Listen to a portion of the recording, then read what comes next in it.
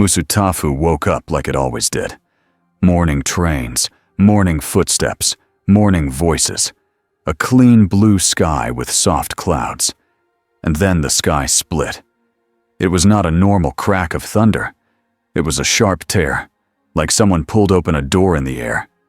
Light spilled out. Wind punched down. Windows shook. A flock of birds exploded away from the rooftops. People on the street looked up at the same time. A dark shape fell out of the tear. Fast. Straight down.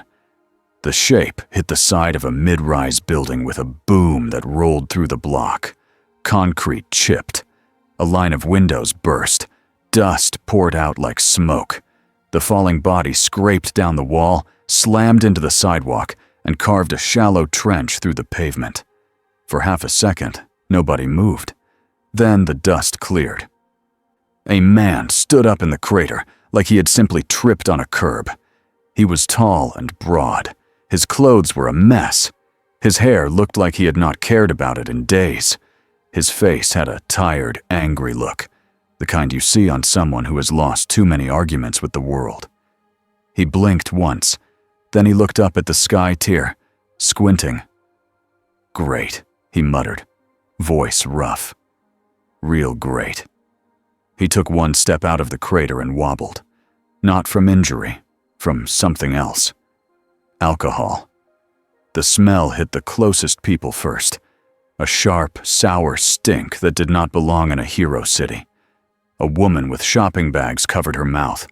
A man with a stroller pulled his kid back. Phones came up like a wave. Is he a villain? Is that a quirk? Did he fall out of the sky? The man, Hancock, rolled his shoulders like he expected pain and got bored when it did not come.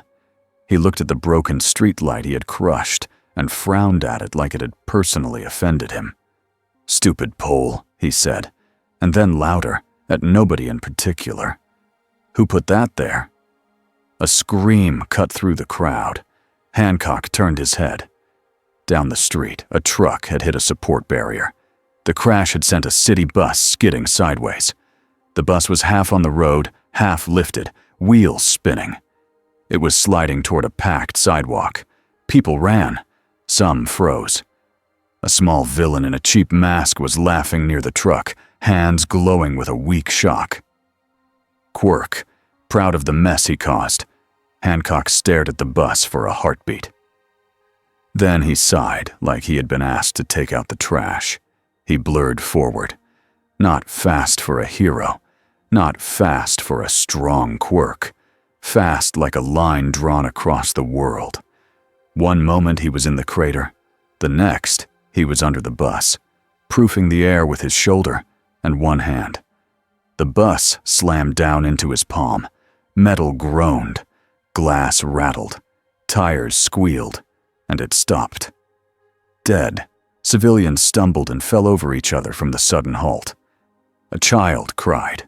The villain's grin died. Hancock held the bus up like it weighed nothing. He adjusted his grip, walked 2 steps, and set it down gently, like placing a heavy box on a table. Silence hit the street. Then the camera started clicking, and the voices came back, louder, confused, and scared at the same time. Hancock turned toward the villain. His eyes were flat, almost bored. "You did all this," he said. "For what? Attention?" The villain tried to look tough. "I'm gonna be famous. This is my big..." Hancock flicked his wrist. He did not punch the villain. He did not throw a beam or use fancy moves. He simply pointed at the villain and snapped the air with a single finger. The villain flew backward like he had been hit by a speeding car. He slammed into a lamppost and dropped, out cold. The lamppost bent, then slowly fell, crushing a parking sign on the way down. A woman gasped. Someone yelled, "He's making it worse!" Hancock looked at the fallen sign, then at the crowd, and his jaw tightened. He wanted to say something sharp, something that would make him feel in control.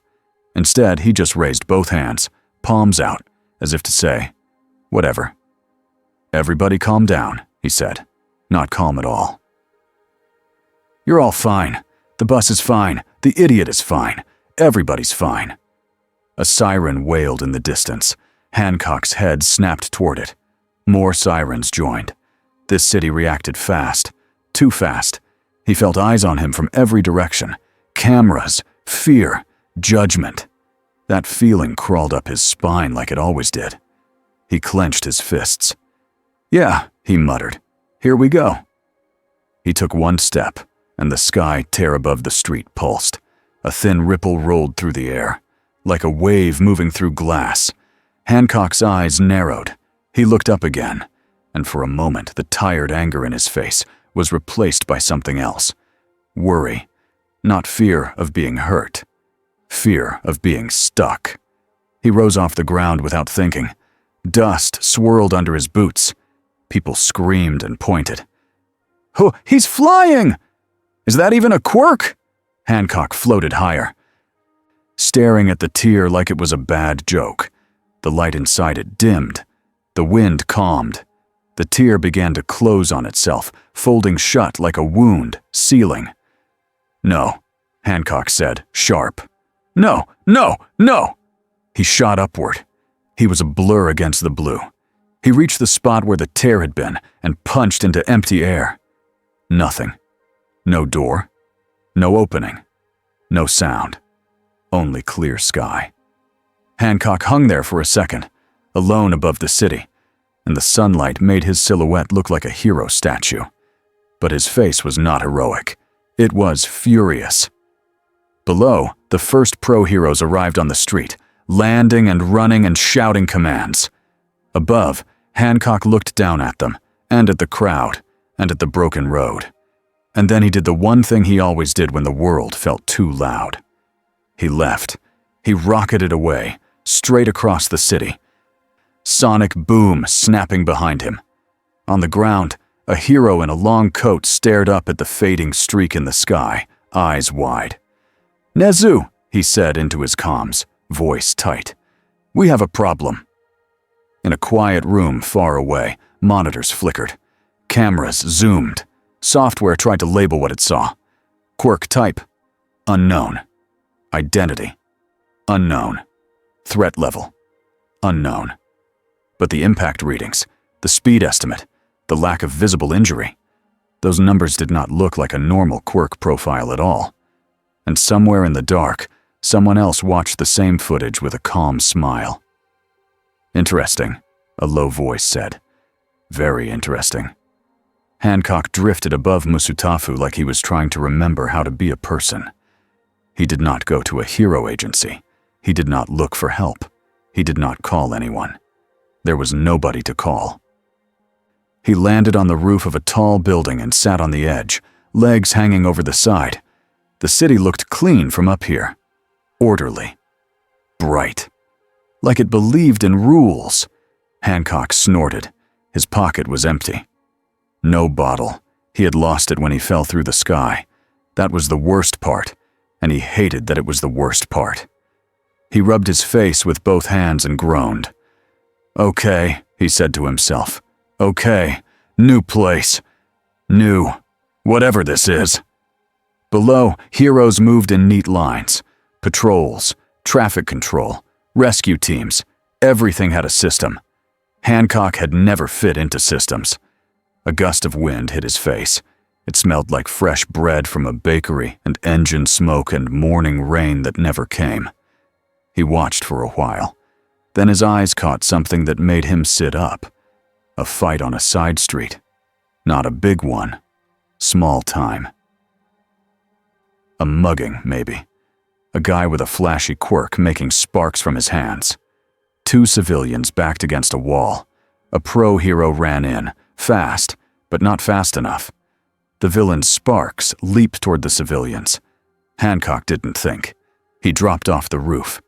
He fell like a stone for a second, then leveled out, flying low between buildings. He hit the ground between the civilians and the sparks.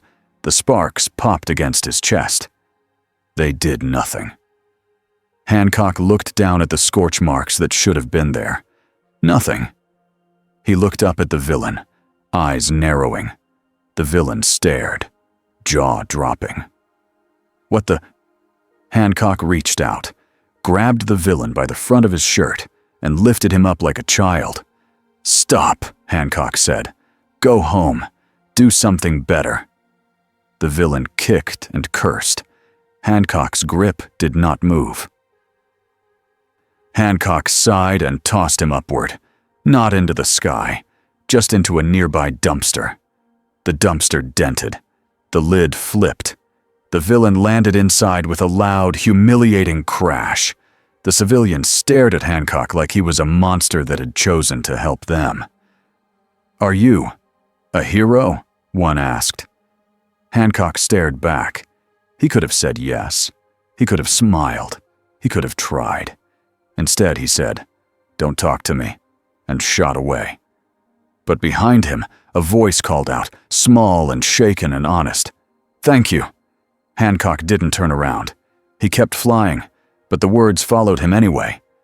By noon, Musutafu was full of rumors. A flying drunk man, a walking tank, a villain, a secret weapon, a new pro-hero from overseas. And in UA High School, alarms did not sound out loud. They didn't need to. The staff already knew when something was wrong. They felt it in the way police calls changed, in the way the commission lines went quiet, in the way Nezu's eyes sharpened. Principal Nezu sat at the head of a long table, small body calm, voice gentle. Around him were people who carried the weight of the hero world.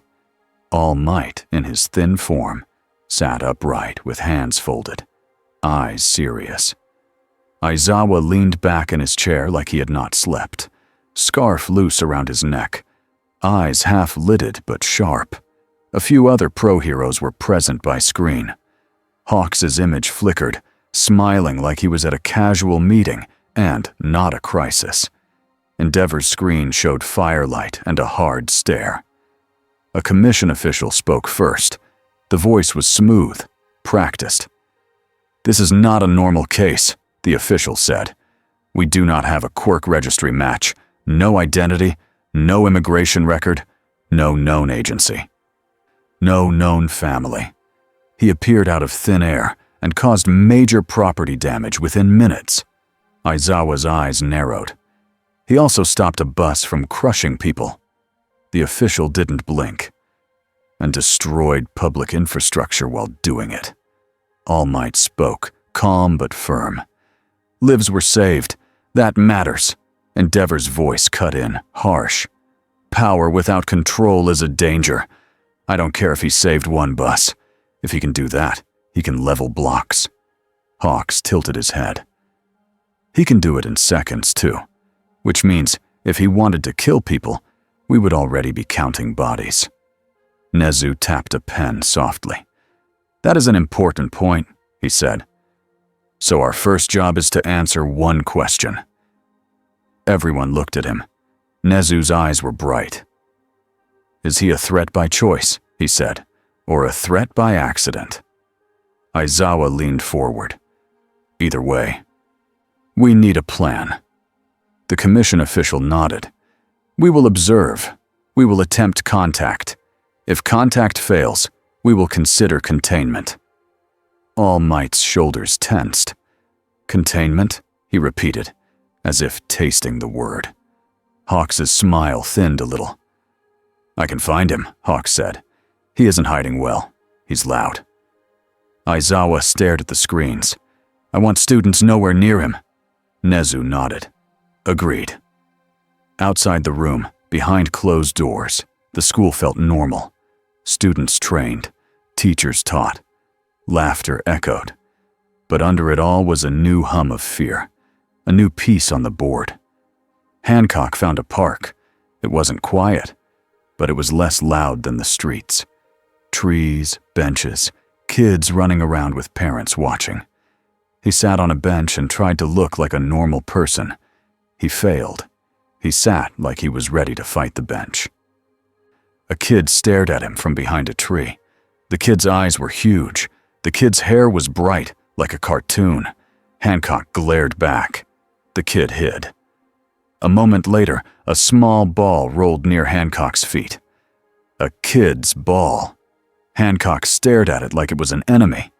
A little voice called, "Mister, can you kick it back?" Hancock looked up.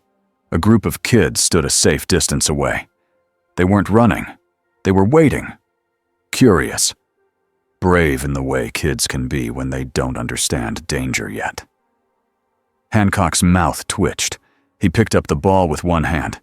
Then he very carefully rolled it back along the ground, slow and straight, like he was returning a fragile egg. The ball reached the kids. They cheered like he had done something amazing. Hancock stared at them like they were crazy. "Go," he said, waving them away. "Go do kid stuff." The kids laughed and ran off. For a second, something in Hancock's chest eased, just a little. Then he heard the flutter. Wings. Not bird wings. Feather wings. Hancock's eyes tracked upward, and he saw a man landing on a nearby tree branch like it was nothing. Blonde hair. Easy grin. Red wings that looked like they belonged in a fantasy story. The man waved like they were old friends. "Hey," Hawks said. Hancock stared. "No." Hawks blinked once. "No?" "No," Hancock repeated, already standing up. "I'm not doing this. I'm not doing cops. I'm not doing uniforms. I'm not doing speeches." Hawks raised both hands, friendly. "I'm not here to arrest you." Hancock's eyes narrowed. "Yeah?" "Yeah," Hawks said. He hopped down from the branch, landing light. "I'm here to talk. Just talk." Like two guys in a park. Hancock looked around. Families. Kids. People. He hated being watched. He leaned close to Hawks, voice low and sharp. "You want to talk? Do it somewhere without all these eyeballs." Hawks nodded like that was reasonable. "Sure." Hancock grabbed Hawks by the shoulder and launched. Hawks yelped. Not scared, just surprised, because he had not expected to become a passenger. They shot up over the park, wind roaring past. Hawks's feathers flared to balance them. Hancock flew fast, but not at full speed. He wasn't trying to kill the guy. He landed on a rooftop a few blocks away and dropped Hawks like a sack. Hawks regained his footing smoothly and fixed his jacket, still smiling. "You know," Hawks said, "most people invite me for coffee first." Hancock glared. "Talk." Hawks' eyes softened a fraction. He looked Hancock up and down. "You don't look like you slept," Hawks said. Hancock scoffed. "I don't need sleep." "You also smell like you want a drink," Hawks said. Hancock's jaw tightened. Hawks didn't push. He leaned against a rooftop wall like he belonged there. "I saw what you did," Hawks said. "You saved people. You didn't have to." Hancock's laugh was short and mean. "Congrats. You can watch videos." "I also saw you leave," Hawks said. "Right after. Like you didn't want to be thanked." Hancock stared at him. Hawks continued. Calm. "This city has rules. The hero world has rules. People get scared when someone breaks them." Hancock's eyes flashed. "People get scared no matter what I do." Hawks didn't deny it. "Maybe. But you can choose what you do next." Hancock pointed at Hawks's wings. "Where I'm from, I don't see people with bird wings." Hawk shrugged. "Where I'm from, I don't see people stop buses with one hand and ignore electricity like it's a mosquito." Hancock's mouth twisted. "So you're here to figure out what I am?" "Partly," Hawks admitted. "But mostly, I'm here to figure out what you want." Hancock stared out over the city, the rooftops, the traffic, the order. "I want a drink," he said. Hawks gave a small sigh. "That's not what I meant." Hancock's voice got rough. "I want out." Hawks went quiet for a beat. Then he asked softly, "Out of where?" Hancock didn't answer, because he didn't know how to explain it without sounding crazy. Out of his own life, out of his own head, out of the place where people looked at him like he was a joke. Hawks watched him, reading the silence. "Listen," Hawk said. "I'm not going to pretend this is simple. There are people who will try to control you. There are people who will try to use you. There are people who will want you gone." Hancock snorted. "Sounds familiar." "But," Hawk said, voice firm now, "there are also people who will try to help you, if you let them. One of them is coming." Hancock's eyes narrowed. "Who?" A shadow fell over the rooftop, not from clouds, from a giant figure landing lightly, like a mountain choosing to move gently. All Might, in his hero form, stood a few steps away. His smile was there, but it was smaller than usual. Careful. Hancock stared up at him. For the first time since he fell through the sky, Hancock's face changed. Not fear, recognition of something, a kind of weight. Because this man felt like a symbol. The kind Hancock had never been. All Might spoke, voice warm but serious. "Hello," he said. "I'm All Might." Hancock's eyes flicked over him, the hair, the stance, the confidence. "You're the top dog," Hancock said. All Might blinked. "Top dog?" Hawks coughed into his hand, hiding a grin. All Might kept his tone steady. "I am a hero," he said, "and I would like to ask you some questions, not to trap you, not to hurt you." Hancock scoffed. "Yeah, sure." All Might's smile faded a little. "I also want to thank you," he said, "for saving those people today." Hancock's throat tightened, like the words hit a bruise. He didn't like that. He looked away. "Whatever." All Might stepped closer, slow, respectful. "You are clearly very powerful," All Might said. "And you are clearly not from here." Hancock snapped his gaze back. "No kidding," All Might nodded. "So here is the honest truth," he said. "If you act recklessly, you will hurt people by accident, and this society will turn against you." Hancock's lips curled. "They already did." All Might held his ground. "Then you understand what is at stake," he said. "I am offering you a choice. You can run, you can hide, you can keep doing things alone." Hancock's eyes hardened. "That's what I do." All Might's voice stayed calm. "Or you can come with us," he said. "Let us understand you. Let us help you. Let us make sure nobody gets hurt." Hancock laughed, but it was hollow. "Help me?" Hawks spoke gently. "At least hear them out." Hancock looked between them. A smiling spy with wings. A symbol with muscles. He hated it. He hated that a part of him wanted to believe them. Sirens echoed far below again, but this time they weren't for him. The city just had problems. Every day. Hancock rubbed his face hard. "Fine," he said. "I'll listen. But if this turns into some cage thing, I'm gone." All Might nodded once. "That is fair." Hancock pointed at Hawks. "And you? Stop smiling." Hawks grinned wider. "Can't help it." Hancock groaned. And with that, the most unwanted meeting in hero society began. UA did not treat Hancock like a guest. They treated him like an earthquake that could walk. He was brought into a secure building. Not a prison, but close enough to feel like one. Reinforced doors, observation windows, sensors hidden in walls. Hancock looked around and snorted. "Cute." Aizawa stood near the door, arms crossed, eyes like knives. He watched Hancock the way you watch a wild animal near a classroom. "All Might," Aizawa said, low. "This is a mistake." All Might's tone stayed steady. "We will be careful." Hancock's eyes flicked to Aizawa. "Who's the grumpy one?" Aizawa didn't respond. He stepped forward, not intimidated. "I'm Shota Aizawa," he said, "and if you try anything, I will stop you." Hancock stared at him for a long second. Then he laughed. Not because it was funny, because it was absurd. "You," Hancock said. "You're going to stop me?" Aizawa's eyes didn't move. "If you threaten my students, I will try." That answer landed differently. Hancock's smile faded. He respected that kind of stubborn. A little. Nezu arrived next, tiny body walking in with calm steps. He carried a folder like this was a normal staff meeting. Hancock stared down. "What are you, a mascot?" Nezu smiled politely.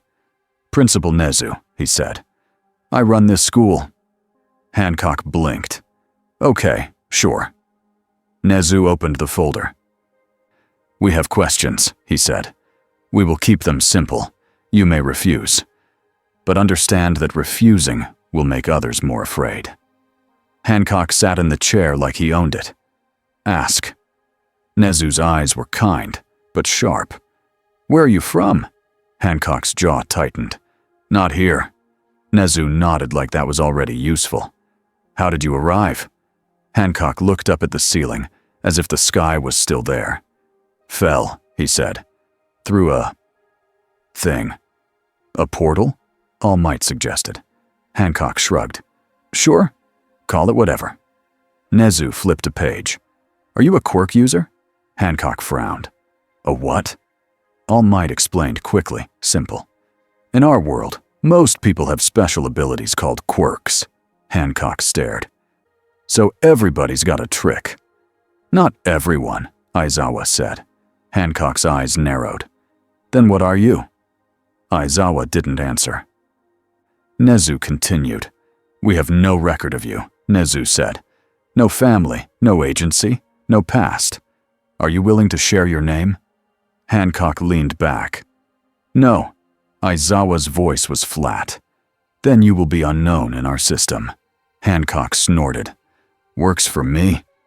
Nezu watched him for a beat.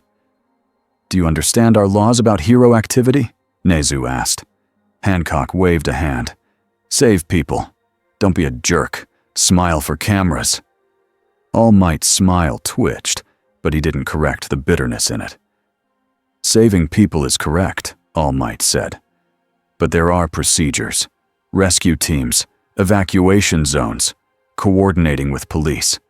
If you ignore these, you can cause harm." Hancock's eyes flashed. "You want me to stand around while people die?" "No," Aizawa said.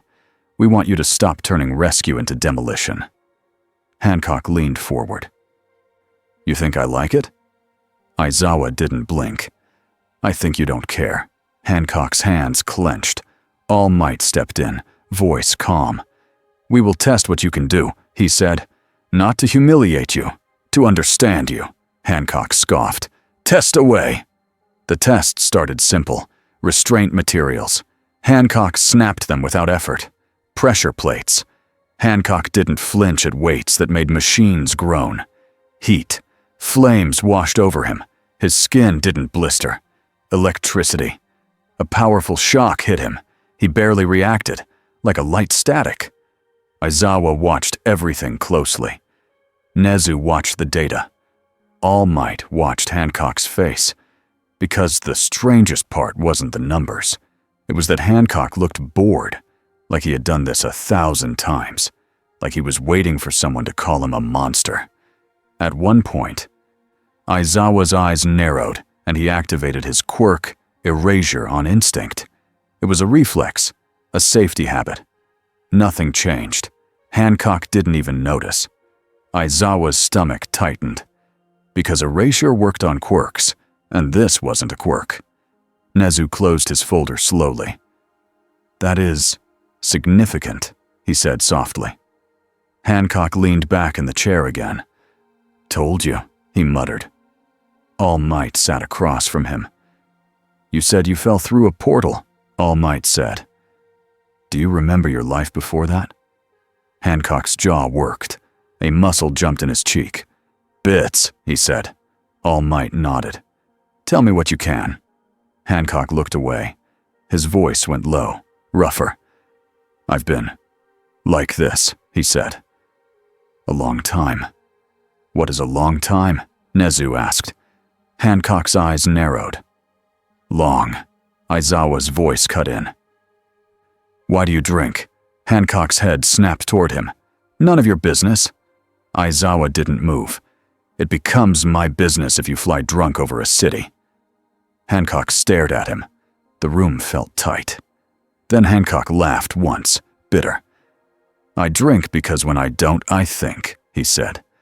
"And thinking sucks." All Might's eyes softened. "You save people even when you're hurting," All Might said. "Why?" Hancock's mouth opened, then closed. He didn't have a clean answer. Because the truth was ugly and simple. He saved people because he didn't know what else to do with his hands. Because if he didn't save people, he would become the thing everyone already believed he was. He looked down at the table. "Habit," he said finally. Nezu nodded. "Habits can be shaped," he said. Hancock scoffed. "Not mine." Aizawa pushed a clipboard across the table. Hancock stared at it like it was poison. "What is that?" Aizawa's voice was calm and cruel. "Damage report." Hancock blinked. "You're kidding." Aizawa wasn't kidding.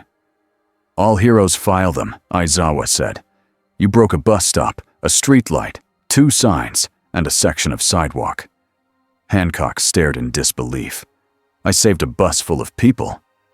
"And you destroyed public property," Aizawa replied. "Both can be true. Fill it out." Hancock picked up the pen like he had never held one before. He looked at the first line. "Name." He froze. All Might watched him, careful. Nezu watched him, curious. Aizawa watched him, unimpressed. Hancock's jaw clenched. He could refuse. He could rip the clipboard in half. He could fly away. Instead, he wrote something fast and angry. He shoved the clipboard back. Aizawa glanced at it. His eyebrows lifted a fraction. "Hancock," Aizawa read. All Might's eyes widened slightly. "Is that your name?" Hancock leaned back, arms crossed. "It's a name," he said. "Now, are we done with arts and crafts?" Nezu's gaze sharpened. A name mattered. A name meant a person, not just a threat label. A name meant paperwork, tracking, and also connection. All Might smiled gently. "Thank you," he said, like it was a real gift. Hancock rolled his eyes. "Don't." Words spread faster than it should have. Not to the public. The commission locked it down. But within the walls of UA, rumors lived on legs. Students whispered in hallways. They peeked around corners. They tried to guess what the newcomer could do. Izuku Midoriya heard the name first. He was in the middle of note-taking when he caught a teacher saying it quietly. "Hancock." The pen in Izuku's hand stopped. A person from nowhere, Izuku thought, heart thumping. A power that isn't a quirk. He wanted to run toward the mystery like it was a fire alarm. He didn't. He forced himself to breathe. He remembered Aizawa's rule, don't get involved. But his brain kept working anyway. Flight, Izuku thought. Insane strength. No visible damage from electricity. No reaction to erasure. His fingers tightened around the notebook. What is he? He wondered. And why does he look like he hates being alive? Elsewhere, Katsuki Bakugo heard the same rumor and scoffed. A flying drunk, he said, loud. I'll blast him out of the sky. Todoroki didn't respond. He just stared out a window at the distant city, thinking about how power could make people lonely. And in the pro-hero world, Endeavor stared at the report and felt something he hated. Jealousy. Not because he wanted to be drunk and rude, because he wanted the kind of raw, unfair power that didn't care about heat, ice, or limits. If he steps out of line, Endeavor promised himself, I will be the one to stop him. That night, Hancock sat alone in the secure room they gave him. It had a bed. It had a chair. It had nothing to drink. He lay on his back and stared at the ceiling. He could leave any time. He knew that. But he didn't. Because All Might's eyes had been honest. Because the wing guy had not lied about control and cages. Because the grumpy scarf man had looked at him like a problem that could be solved, not a joke to laugh at. Hancock hated that it made him feel something. He closed his eyes. For a moment, sleep almost came. Then a sound buzzed at the edge of his hearing, a faint hum, like a far-off signal. He opened his eyes again, staring into the dark. Somewhere out there, something had noticed him. He didn't know what it was, but he could feel it, the way you feel pressure before a storm. The first major attack came 2 days later. It started small on the surface, a call near a busy station. Crowd disturbance. Possible villain. Then the call multiplied. 2 blocks away. Explosion. Another street. Sudden collapse. A side road. A truck turned over, spilling fuel. It was not random. It was a net. Hawks felt it first as he moved through the air, feathers slicing wind. Too many, he thought. Too organized. He clicked his comms. "This is coordinated," he said. Voice still light but eyes sharp. Multiple incidents. Same timing. Aizawa's voice came back. Flat. "Where?" Hawks gave locations. "And there's more," he added. "I see Kurogiri." His stomach tightened as he said the name. A black fog figure stood near the station entrance, calm as a waiter. A warp gate opened beside him like a dark mouth. Nomu stepped out.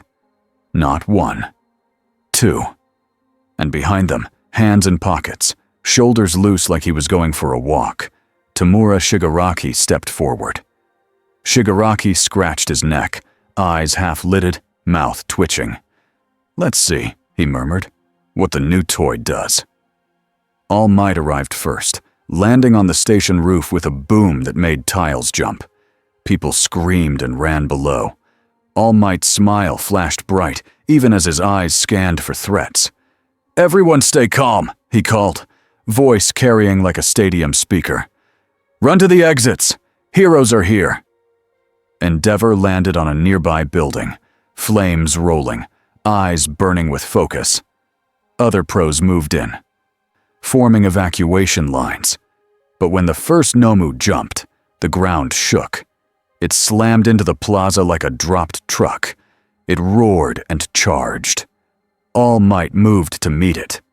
He was fast, but the second Nomu leaped over him, toward the crowd. Aizawa hit the ground near the civilians, scarf snapping out, eyes red, as he erased the Nomu's quirk boosts. It still moved, still strong. Not enough, Aizawa thought, jaw tight. Not enough. Then the air changed. A sharp sound cracked across the sky. Hancock arrived like a bullet, dropping into the plaza without care for sidewalks. The ground cratered under his boots. Dust flared. People screamed again. New fear, different fear. Hancock stood up, looking around like he had stepped into a mess in his living room. "What is this?" he muttered. "A party?" All Might turned toward him. Relief flashed in his eyes, then caution. "Hancock!" All Might called. "Civilians first." Hancock rolled his shoulders. Yeah. Shigaraki watched him from the station entrance, eyes curious. He didn't look afraid. Not yet. He lifted a hand slightly, fingers spread. The air behind Hancock warped as Kurogiri opened a gate. A third Nomu lunged out, aiming for Hancock's back. Hawks shouted from above, "Behind you!" Hancock didn't turn. He simply leaned to the side. The Nomu's clawed hand sliced air where Hancock's head had been. Hancock's elbow shot back like a piston. The elbow hit the Nomu's chest. The Nomu went flying. It didn't stumble. It didn't slide. It launched across the plaza and smashed through the station wall with a crash that swallowed sound. Concrete exploded outward. Glass rained down. People screamed. Aizawa's eye twitched. He hit it without looking, he realized. He's not clumsy. He's casual. Hancock looked over his shoulder at the new hole in the station, then back at the crowd, annoyed. "Oh, come on," he said. "I barely touched him." Endeavor's flames flared. "Idiot," he growled. "This isn't a bar fight." Hancock heard him anyway. He turned his head slowly, eyes flat. "Want to say that again?" All Might stepped between them instantly, voice firm. "Focus," he said. "Save people." Hancock stared at All Might. Then he exhaled hard through his nose. "Fine," he said. "I'm saving your people." He launched upward. Not high. Low. He flew fast across the station plaza, snatching civilians out of danger zones in quick grabs. 1 second, a person was frozen near a fallen beam. The next second, they were placed behind a hero barrier. Hancock moved like a machine that didn't need to warm up. Hawks watched, eyes narrowed. He's doing it right, Hawks thought, when he tries. But the villains had planned for this. Kurogiri opened gates in different directions, dropping threats across the area like scattered bombs. A Nomu crashed into a side street, where a fuel truck had overturned. Another Nomu roared near a building with a cracked support pillar. Shigaraki walked calmly through the chaos, decay ready, eyes locked on the flow of fear. "Split him," he whispered. "Make him choose. Make him mess up." All Might's voice barked commands. "Endeavor, contain the fuel threat. Hawks, evacuate the side street. Aizawa, protect the civilians near the building." Aizawa's scarf snapped out as he pulled a group of people away from a collapsing sign. He glanced up and saw Hancock hovering, looking at the 3 crisis points. Hancock's jaw tightened. He hated this. He hated being needed in 3 places at once. He shot toward the fuel truck first, because fire spread fast and he could handle it. He grabbed the burning truck with both hands. The metal was blazing. He didn't care. He lifted it and flew it straight up and away, carrying it over the city like it was a toy. Endeavor stared for half a second, flame eyes wide. Even he couldn't ignore what he was seeing. "That's," Endeavor thought, furious. "That's ridiculous." Hancock flew the truck out over open water and dropped it far from people. The explosion flashed like a second sun over the bay. He returned in a blink, but not fast enough. The building support pillar cracked further. Civilians screamed as the front of the building began to lean. Aizawa's eyes widened. "No!" Hancock shot toward it. He hit the building front with both hands and stopped it like he was stopping a falling bookshelf. Concrete groaned. Rebar screamed. He gritted his teeth. Not from strain, he could handle the weight. From anger that this was happening. He looked down and saw people trapped under debris near the entrance. He tried to do both. Hold the building and rescue at the same time. And that was where the mess happened. He shifted his grip too fast. The building jerked. Debris slid. A piece of concrete the size of a desk fell toward the trapped civilians. Aizawa moved instantly, scarf shooting out to pull someone back.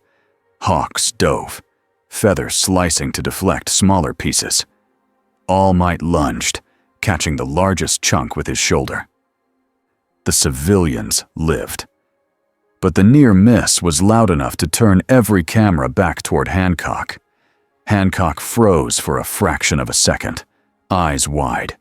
Not with fear, with shame. Aizawa's voice snapped like a whip. "Stop trying to do everything alone!" Hancock's head turned, eyes sharp. "What did you say?" "I said stop," Aizawa repeated, stepping forward, eyes burning red again. Dust stuck to his hair. "You're strong. Good. But you are not careful. Follow the plan." Hancock hovered, breathing hard. He could punch Aizawa through 3 buildings. He could fly away and let them deal with it. He could do what he always did. He stared at Aizawa's face and saw no fear, only anger for the civilians. Hancock's jaw worked. Then he spat out, "Fine," like the word hurt. He set the building down gently this time, hands moving slow. He held it steady while rescue teams pulled people out. All Might looked up at him and nodded once, like a silent thank you. Hancock didn't nod back. He just kept holding. Shigaraki watched from the station entrance, eyes narrowed. He had expected chaos. He had expected Hancock to smash everything. He hadn't expected Hancock to listen. "That's annoying," Shigaraki muttered. Kurogiri's fog swirled beside him. "Shall we withdraw, Tomura Shigaraki?" Kurogiri asked calmly. Shigaraki scratched at his neck harder. "Not yet," he said. "I want one more look." He lifted his hand and pointed toward Hancock. A warp gate opened behind Hancock again. This time, it wasn't a Nomu. It was a wave of metal rods and jagged debris launched through the portal like shrapnel. A cheap trick, not to hurt Hancock, to hurt the people behind him. Hancock's eyes snapped to it. For the first time in this whole fight, he looked truly awake. He moved. He didn't just block. He became a wall. He flashed backward, body covering the rescue line. The shrapnel hit him like rain on stone. It clattered off his shoulders and back and fell harmlessly to the ground. Rescue workers stared up at him, mouths open. A child looked at him with wide eyes and whispered. He didn't move. Hancock glanced down at the child. His face softened for a second. Then it hardened again, because he hated soft moments. He looked across the plaza at Shigaraki, eyes flat. Shigaraki smiled. Slow. "Yeah," Shigaraki said, voice carrying. "You're real." Hancock started forward. All Might stepped in front of him again. Quick. "Hancock," All Might warned. "He wants you to chase him." Hancock's fists clenched. "I want to punch him." "I know," All Might said, eyes steady. "But civilians first." Hancock glared at Shigaraki. Shigaraki lifted his hand in a lazy wave. "See you around," he said. Kurogiri opened a gate behind them. Nomu grabbed at debris and ripped out pieces of broken wall and twisted metal. Anything that might hold data or samples. Hawks dove, feathers slicing at the gate's edge, trying to stop them. But Kurogiri's warp closed clean. The villains vanished like smoke. The plaza fell into a strange silence. Sirens still wailed, people still cried. But the main threat was gone. Hancock hovered above the scene, looking down at the cracked building and broken station wall and the frightened faces. He had saved lives, but he could feel the eyes again. The cameras. The fear. The blame that would come next. Aizawa walked up beneath him, looking up with tired anger. "This is what I mean," Aizawa said. "Your power changes the shape of every fight. If you don't control it, you become part of the danger." Hancock's voice came out low. "I did control it." "Not enough," Aizawa replied. All Might stepped closer, voice quieter. "You did save many people," All Might said. "And you listened. That matters." Hancock stared at him, his jaw tightened. "Yeah," he muttered. "Whatever." But he didn't fly away this time. He dropped to the ground, landing lighter than before. He looked at the broken concrete around his boots. Then he looked at Aizawa's clipboard that was already out. Aizawa didn't even have to speak. Hancock sighed like the world had personally cursed him. "How many forms?" he asked. Aizawa's eyes didn't change. "We'll start with 3. Hancock groaned, loud enough for half the plaza to hear. Somewhere in the crowd, someone actually laughed. Just once. Nervous, but real. Hancock heard it. He hated that it warmed him for half a second. Above them, helicopters circled. News drones hovered at a distance. The public had seen enough.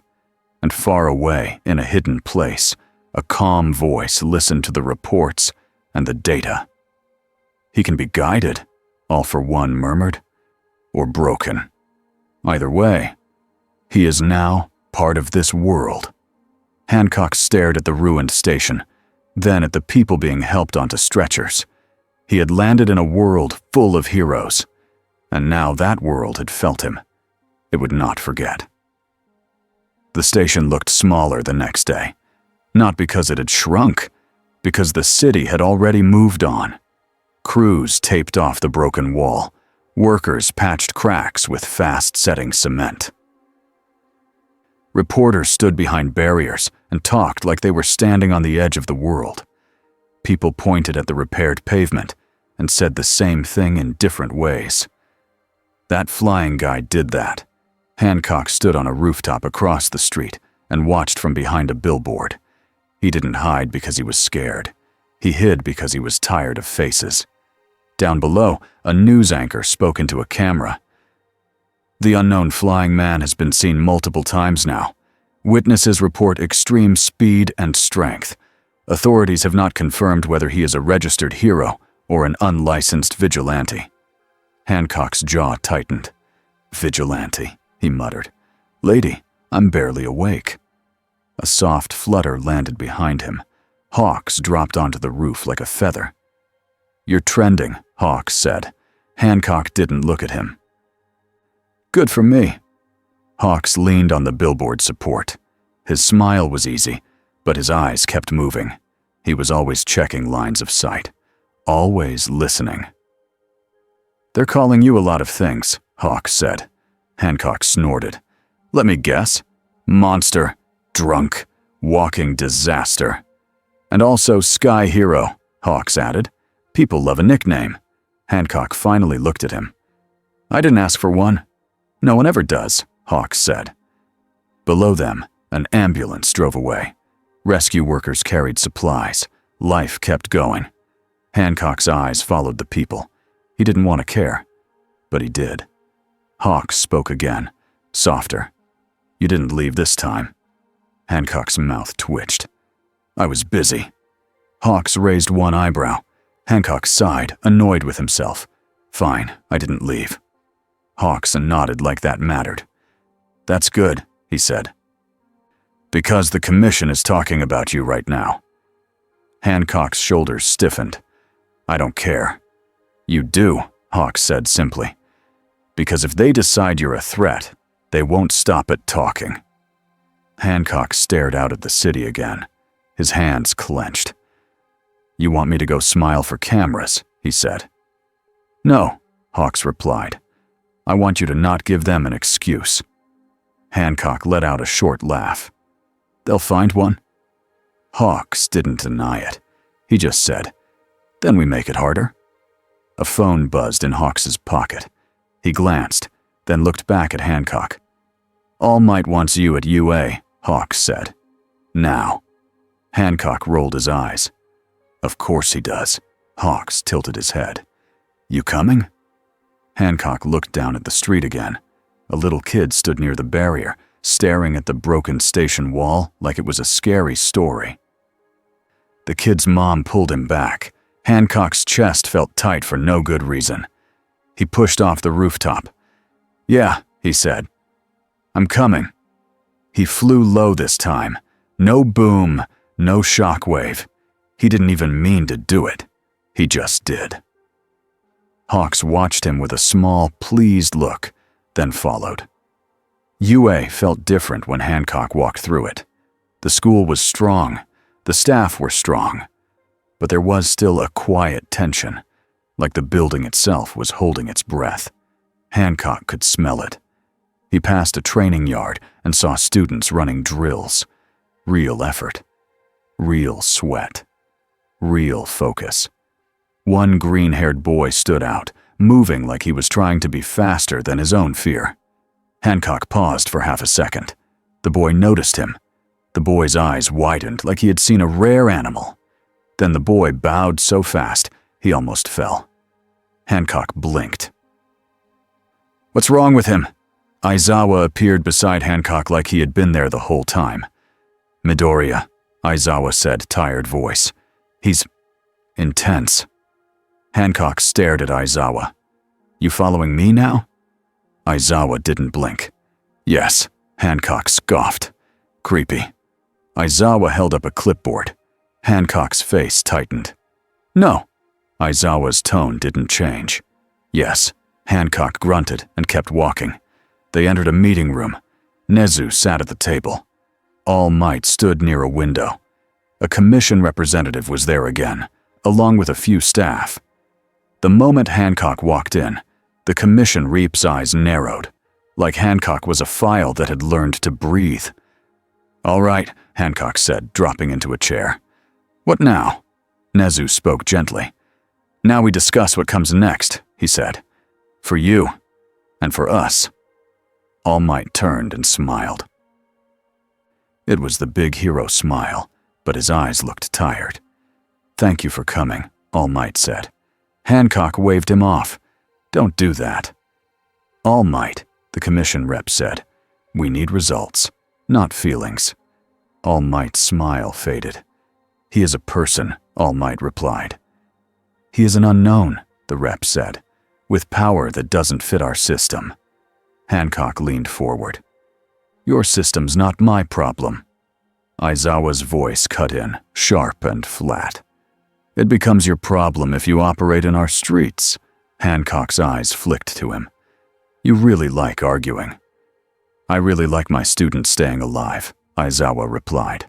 Nezu tapped the table. Let's keep it simple, he said. The public is scared, the villains are adapting, and our government partners want certainty. Hancock laughed once. Good luck. The commission rep slid a document forward. We can give you a legal status, the rep said. Temporary, conditional. You will be monitored. You will wear a tracking device. You will report to us daily. Hancock stared at the paper like it was garbage. All Might's voice stayed calm. That sounds heavy. It's necessary, the rep said. Hancock pushed the paper back. No. The rep's eyes hardened. Then you will be treated as an unlicensed vigilante. Hancock leaned back. Then treat me however you want. I'm still going to save people. Aizawa's jaw tightened. And break buildings. Hancock's eyes flashed. You want me to not break anything? Then get your villains to stop throwing buses at people. Aizawa didn't flinch. Control yourself. Hancock's hands clenched so hard the table creaked. All Might stepped between the words before they became a fight. Hancock, All Might said. Gentle but firm. There is something you can do that helps everyone. Hancock glared. What? Smile harder? No, All Might said. Learn. Hancock blinked. Learn what? All of it, All Might replied. How rescues work, how evacuations work, how to coordinate, how to reduce damage without reducing speed. Hancock let out a harsh laugh. You think I need lessons? Aizawa spoke without looking away. You do. Hancock looked at him. You're really brave for a guy with a scarf. Aizawa's eyes narrowed. And you're really childish for a guy who can lift trucks. Nezu raised one paw. Enough, he said. The room fell quiet. Nezu looked at Hancock. We have a proposal, Nezu said. Not from the commission, from UA. Hancock's eyes narrowed. I'm not going to school, Nezu smiled. Not as a student, he said. As a supervised ally. You will train with our pros. You will follow mission rules when lives are at stake. You will also do paperwork. Hancock's face tightened like he had been punched. Aizawa slid a small glass jar onto the table. Hancock stared at it. What is that? Aizawa's voice was dead serious. Swear jar. All Might coughed once, trying not to laugh. Hancock's eyes went wide. Are you kidding me? Aizawa pointed at Hancock. You swear a lot. Hancock opened his mouth, then shut it. Nezu's tone stayed polite. This is not meant to punish you, Nezu said. It is meant to teach discipline, and to make you think before you act.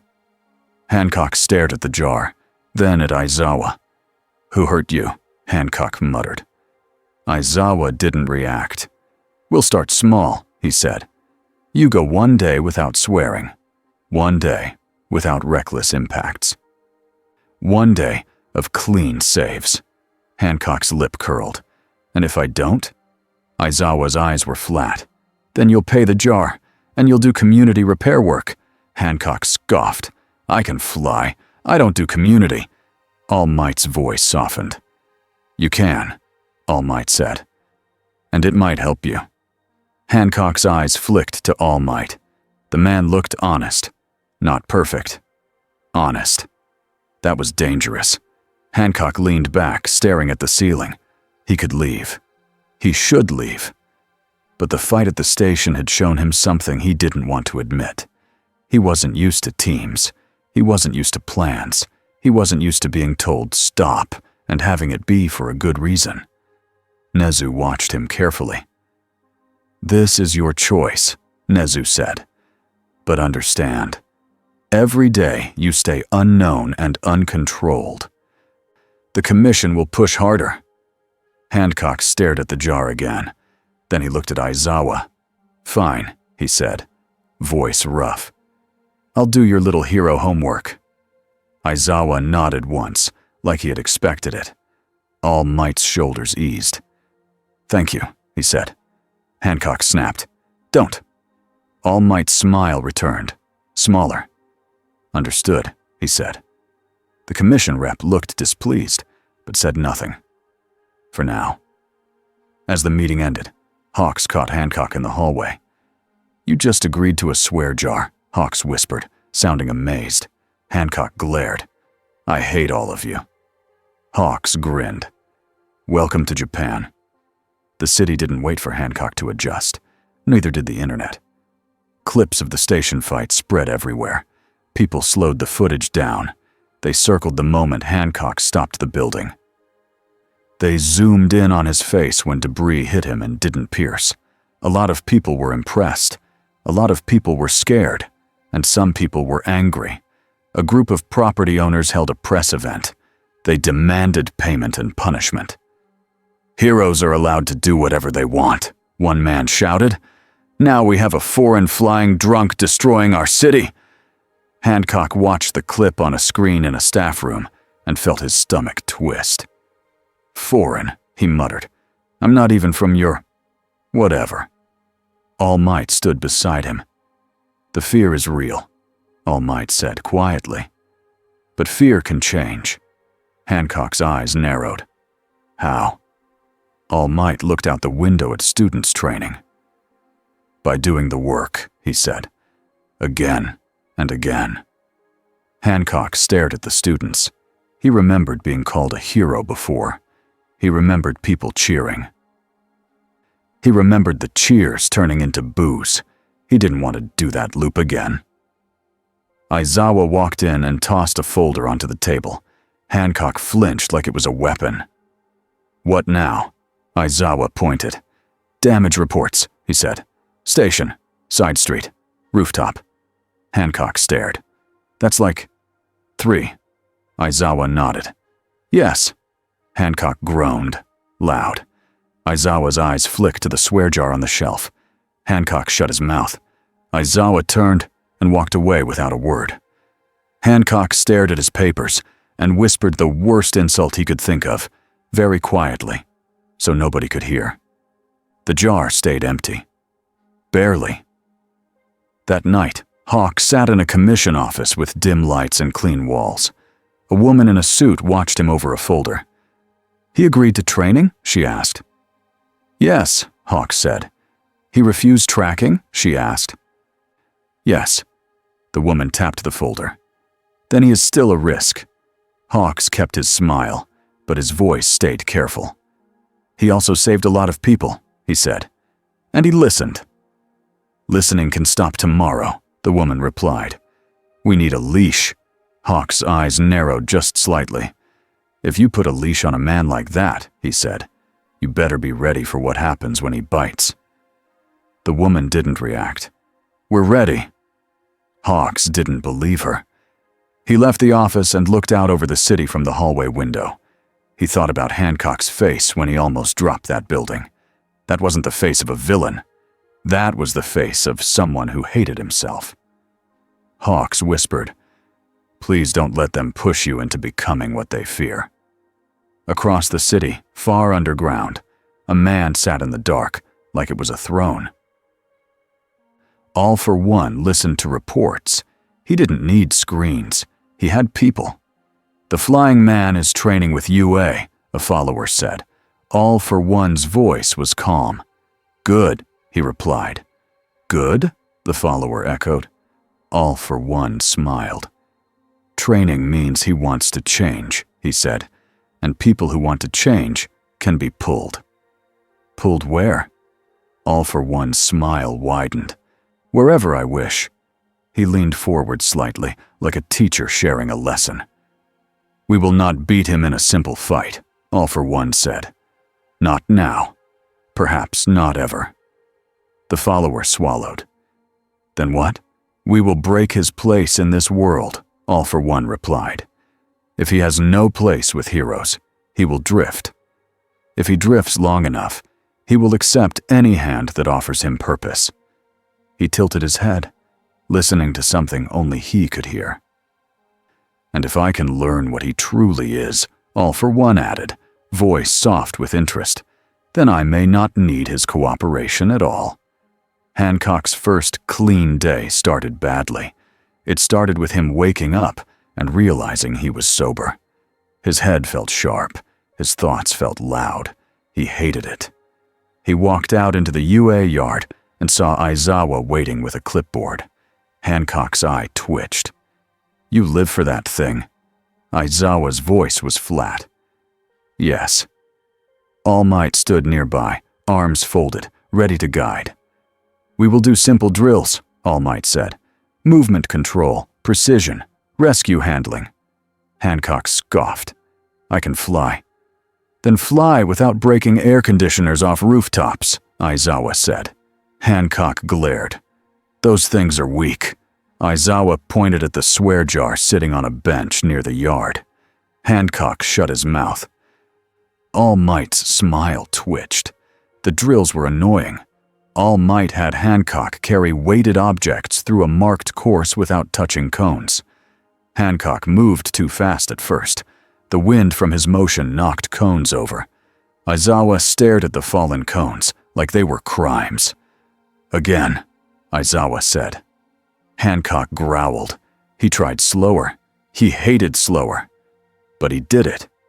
Then they did rescue drills. Hancock had to lift a victim dummy through narrow spaces without scraping it on walls. He failed the first time, bumping the dummy into the corner. Aizawa marked something on his clipboard. Hancock stared at the mark like it was personal. He tried again. And again. By the end of the morning, the dummy came out clean. All Might nodded, pleased. Good, he said. Hancock wiped sweat off his forehead and muttered, whatever. Aizawa held up the jar. Hancock sighed and dropped a coin in. All Might laughed once, warm. Hancock glared. Don't laugh. All Might tried to stop. He didn't fully succeed. The city tested Hancock's patience before noon. A call came in. Not a villain attack. Not a war. A bridge support had cracked due to a construction mistake. Cars were stuck. People were trapped. The bridge could collapse if it shifted more. Pro-heroes responded fast. Hancock arrived with All Might and Aizawa. He looked at the bridge, then at the cars, then at the civilian standing on the side, shaking. He could solve this in 1 second by grabbing the bridge and forcing it stable. He also could crack it worse. All Might spoke quietly. Slow, he reminded. Precise. Hancock's jaw tightened. He stepped under the bridge and put one hand on the main beam. He didn't shove. He didn't yank. He held. The bridge stopped shifting. Rescue teams moved in. They guided drivers out. They carried children. They kept everyone calm. Hancock stayed still, like a pillar. Aizawa watched him closely, expecting a slip. Hancock didn't slip. He just held the bridge until the last person was safe. When the job was done, Hancock let go and stepped back. The bridge stayed standing. A worker stared at him with wide eyes. You saved us. Hancock shrugged. Yeah. The worker hesitated. Are you a hero? Hancock opened his mouth to say something rude. Then he remembered the jar. He closed his mouth. Then he said, rough and simple, I'm trying. The worker blinked, surprised. Hancock turned away before anyone could see his face. On a nearby rooftop, a drone camera caught the whole thing. A clean save. No crater. No boom. Just work. That should have helped. But villains don't let good moments stay clean. 2 days later, a staged disaster hit the news like a punch. A building downtown collapsed during a rescue. A blurry clip showed Hancock near it. The clip ended with dust, screams, and a fast shadow flying away. Headlines exploded. Flying man destroys building? Unlicensed hero causes mass injury. Why is UA hiding him? Hancock watched the clip in silence. His stomach went cold. All Might watched beside him, eyes narrowing. "This is edited," All Might said. Aizawa's voice was flat and timed. Hawks arrived, wings tight, face serious for once. "It's a trap," Hawks said. "They want the public to turn on him." Hancock's hands clenched. He knew this feeling. This was the moment when a crowd decided who you were, and nothing you did could change it. He stood up so fast his chair scraped. "I'm done," he said. All Might stepped in front of the door. Hancock's eyes flashed. "Move!" All Might didn't move. His voice stayed calm, but there was steel under it. "If you leave now," All Might said, "you confirm their story." Hancock's breathing got heavy. Aizawa spoke, quiet and sharp. "This is what I warned about," he said. "Boredom, anger, the urge to run." Hancock's head snapped to him. "You don't know me." Aizawa's eyes didn't change. "I know patterns," he said. "And right now, you're acting like a pattern." Hancock looked away, jaw tight. He didn't want to admit Aizawa was right. Nezu entered, holding a tablet. "I have an update," Nezu said. "No deaths at the scene. Injuries are minor. The building was already scheduled for demolition." "Someone used it as a stage." Hancock blinked. "So nobody died?" Nezu nodded. "No." Hancock's shoulders dropped a fraction, like a weight fell off. Then anger rushed in to replace it. "They used me," Hancock said. "Yes," Nezu replied, "and we will respond with facts, calmly." Hancock stared at the floor.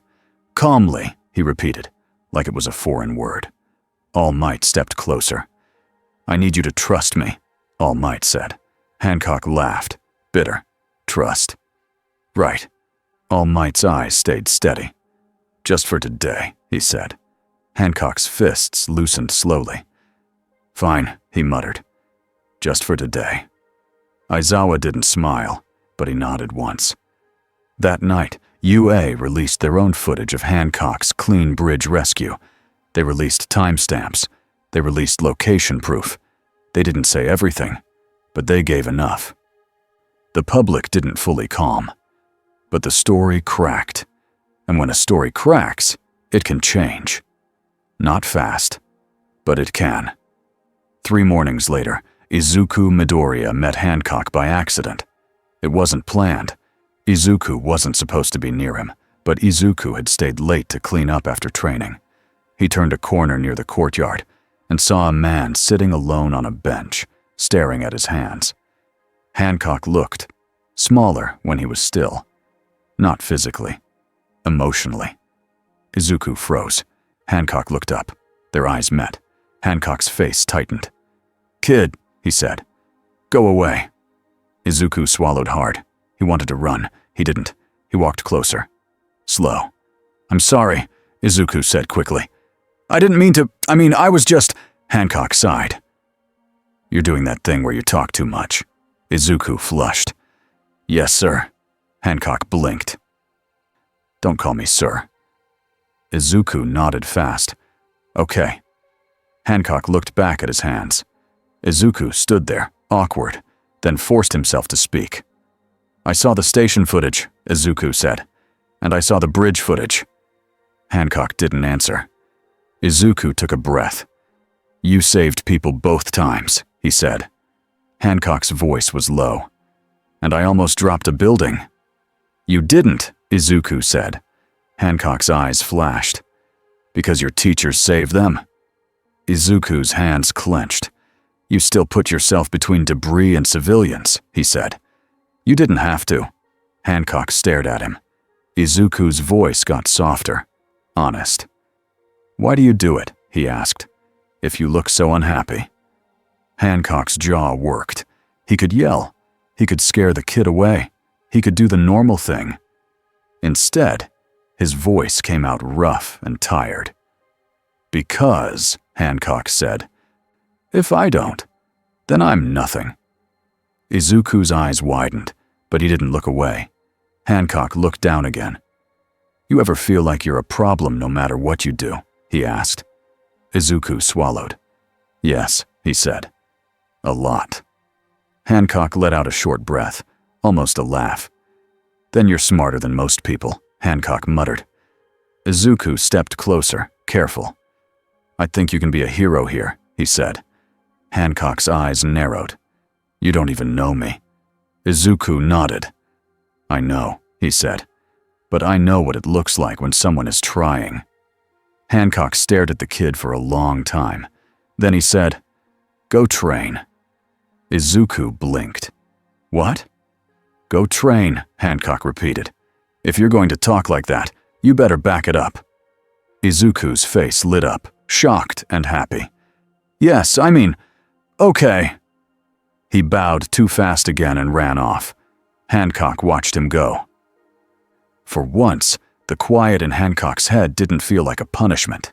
It felt like space. The villains watched the changing story, too. In a hidden lab, Dr. Garaki stood over a table of monitors. Tubes ran into a huge shape behind glass. The shape moved like it was dreaming. Garaki's mouth curled in a thin smile. "Not a quirk," he whispered. "Not a normal body." He turned to a tray where tiny samples sat in containers. Dust, threads, a small scrap of fabric. Not much, but enough to try something dangerous. "Durability," he said softly. "Regeneration. A body that ignores so many things." The creature behind the glass twitched. Garaki tapped the glass. "Soon," he murmured. "Soon, we will see if science can imitate a god." Hancock's clean week became the hardest thing he had done in years. Not because villains were stronger than him.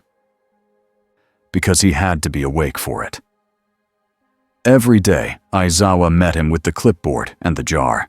Every day, Hancock tried not to swear. He failed a lot. Sometimes he would catch himself halfway. He'd say, "This is," and then choke the word down and glare at the sky like it had betrayed him. Aizawa would hold up the jar anyway. Hancock would grumble and drop a coin in. All Might would pretend not to laugh. The real work wasn't funny, though. Hancock joined disaster response teams, flooded basements, fires in cramped buildings, collapsed roads after a quake outside the city. He learned the boring parts that saved lives. Hold this beam steady while others cut people free. Lift this car slowly so the injured person doesn't move wrong. Fly above and spot survivors without scaring them. He learned how loud he was. How his wind could knock people down. How his speed could make panic worse if he didn't announce himself. All Might taught him small habits. "Say their name if you know it," All Might said. "Tell them what you're doing. I will lift this. You will be okay." Hancock hated it. He did it anyway. The first time he did it, a woman trapped under rubble grabbed his wrist and cried with relief. Hancock froze. He didn't know what to do with gratitude. He just said, "Yeah," and kept working. Aizawa watched all of this with tired eyes. He didn't trust Hancock yet, but he also couldn't ignore what he saw. Hancock wasn't careful by nature. He was becoming careful by choice. That mattered, even if Aizawa would never say it out loud. The side quest that changed everything started with a quiet call. Not downtown, not a big stage, a lead from Hawks. "A warehouse district," Hawks said in a low voice, standing with All Might, Aizawa, and Hancock in a small briefing room. "Old buildings, few cameras. But the pattern is weird. missing equipment, chemical supplies. Some people who went in and didn't come out. Aizawa's eyes narrowed. A lab, Hancock scoffed. So we go smash it. All Might looked at him. No smashing, All Might said. Hancock groaned. You guys hate fun. Aizawa's voice was flat. This isn't fun. Nezu walked in, holding a folder. This operation is sensitive, Nezu said. If it connects to Nomu production, we need evidence. Hancock frowned. Evidence. Right. Hawks spread photos across the table. We also have a problem, Hawks said. There are hostages, or test subjects. Hancock's face hardened. He didn't speak, but the air around him felt colder. All Might turned to him. That changes how you move, All Might said. You can't just hit hard. Hancock met his eyes. I know, he said, voice rough. Aizawa's gaze flicked to Hancock's face, reading it. Hancock wasn't bored. He was focused. All right, Aizawa said. We go in quiet. Hancock stared at him. Quiet. Aizawa nodded. Quiet. Hancock sighed like the universe hated him personally. Fine. Then Nezu added. Also, a small student support team will assist, remotely. Hancock blinked. Kids. Aizawa's eyes sharpened. They stay back, he said. They do not engage. Hancock's jaw tightened. Good. Because the idea of kids near a lab like that made something angry and protective rise in his chest.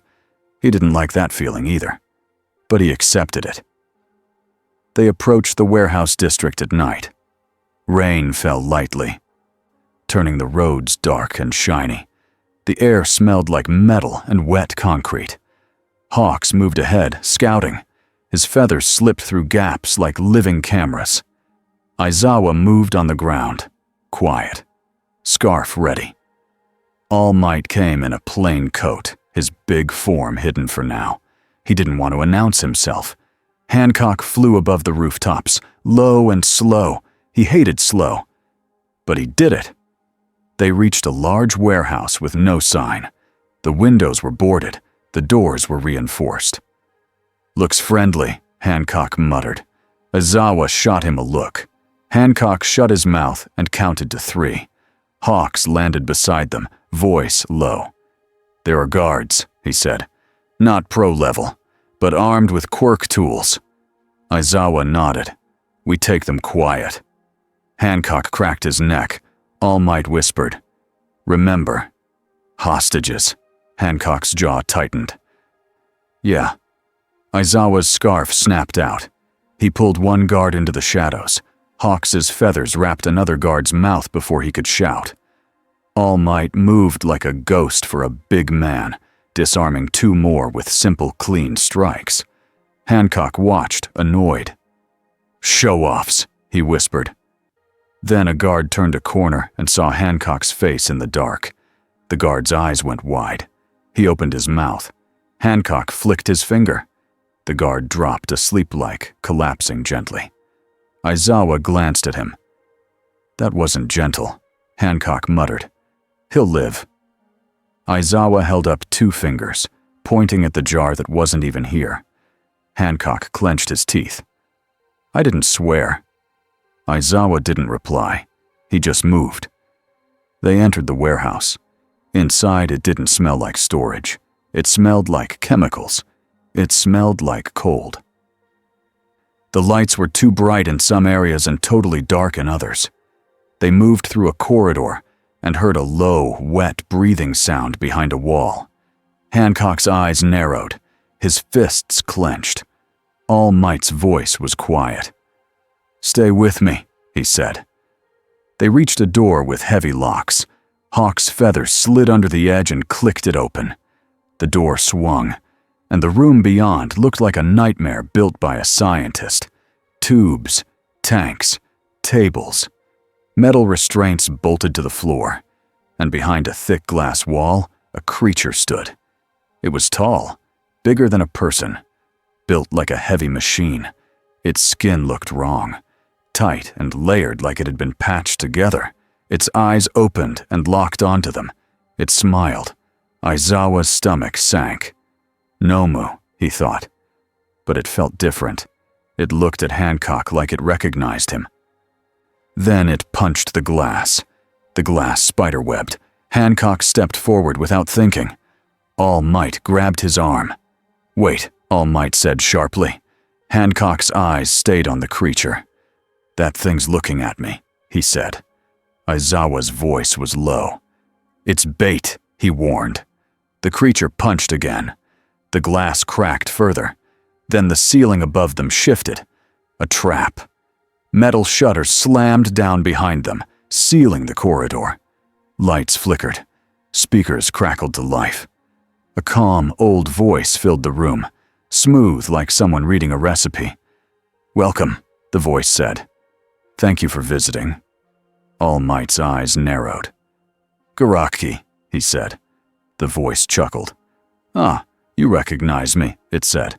"How flattering." Hancock looked around. "Who's Grandpa?" Aizawa's eyes burned red. "Focus," he snapped. A new door opened across the room.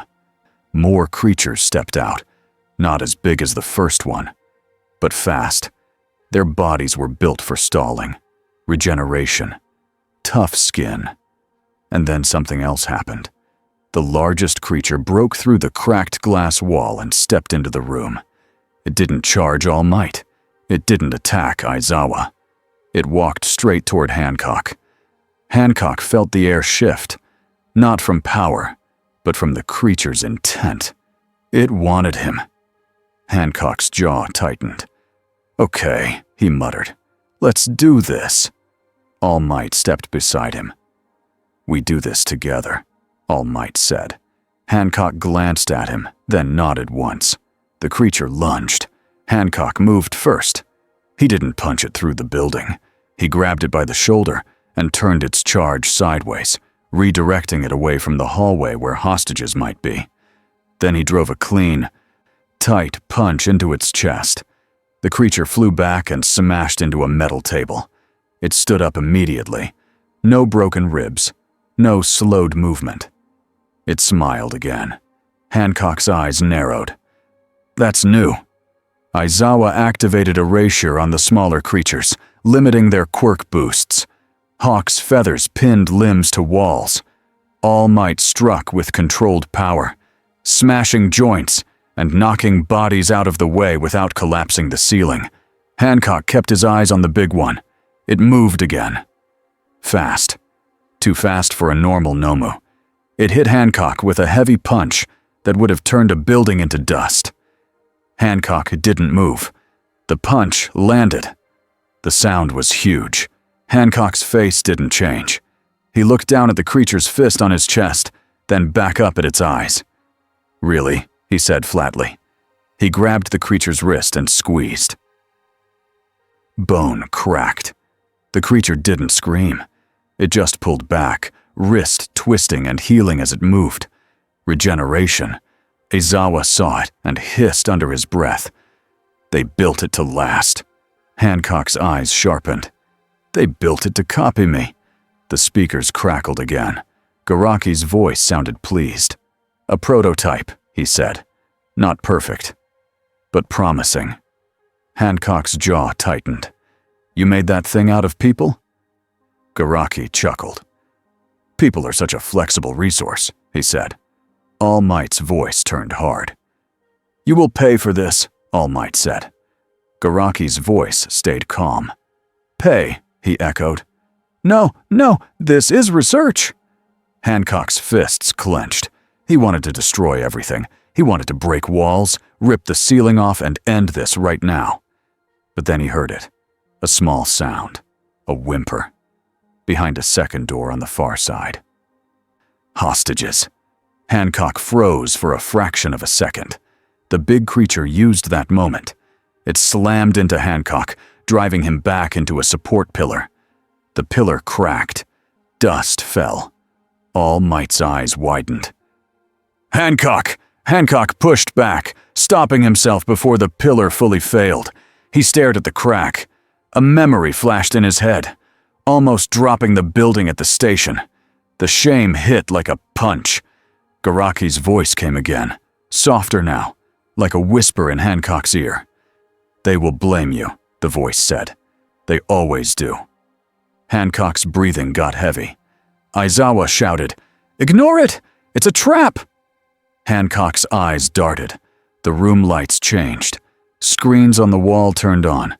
Video played. Clips of Hancock's worst moments. In his own world. In streets he didn't recognize here. People running. Buildings broken. Faces angry. Even if the heroes here didn't know those places, Hancock did. His stomach twisted. Garaki's voice stayed gentle and cruel. "Look," it said.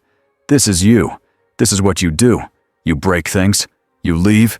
You drink. You sleep. You repeat." Hancock's hands shook. He hated that the voice sounded like his own thoughts. All Might stepped closer, voice firm. "Hancock," he said. "Look at me." Hancock's eyes flicked to All Might. All Might's face was serious. No smile, just truth. "You are here," All Might said. "These people need you. Now." Hancock swallowed hard. The big creature lunged again. Hancock moved. Not with anger, with purpose. He caught the creature's head in both hands and slammed it into the floor. Once. Hard. The floor cratered. The creature's head snapped back up, healing. Hancock didn't chase the healing. He grabbed the creature and dragged it away from the hostage door, pinning it under a fallen beam with controlled force. He turned his head to Hawks. "Find the hostages," Hancock said. Hawks's eyes widened slightly. Hancock giving orders was new. Hawks nodded. "On it," he said. Aizawa moved toward the hostage door, scarf ready. All Might stepped beside Hancock. "Good," All Might said quietly. Hancock's jaw clenched. "Don't praise me," he muttered. All Might didn't. He just moved. The hostage door was locked. Aizawa's scarf pulled at the handle. Hawks's feathers slipped through the lock and clicked. The door opened. Inside were people in cages. Some were adults. Some were teenagers. They looked terrified and weak, like they had been there too long. A boy looked up and whispered, "Heroes?" Aizawa's voice softened just a little. "Yes," he said. "Stay behind me." But then a siren blared. Not police. Lab. A new section of the building opened. A corridor lit up in red. And a deeper, heavier breathing sound rolled out like a warning. Hancock felt it in his chest. The real boss was coming. Garaki's voice returned, pleased again. "Ah," he said. "You found my guests. How wonderful." Hancock's eyes narrowed. "Where are you?" he growled. Garaki chuckled. "Not here," he said. "But I am watching." The heavy sound grew closer. Then a new creature stepped into view. Bigger than the first prototype, more stable. Its skin looked denser, its muscles tighter, its eyes clearer. And its first move wasn't to attack. It looked at the hostages. Then it looked at Hancock. Then it smiled in a way that wasn't mindless. It understood the game. It charged straight for the cages.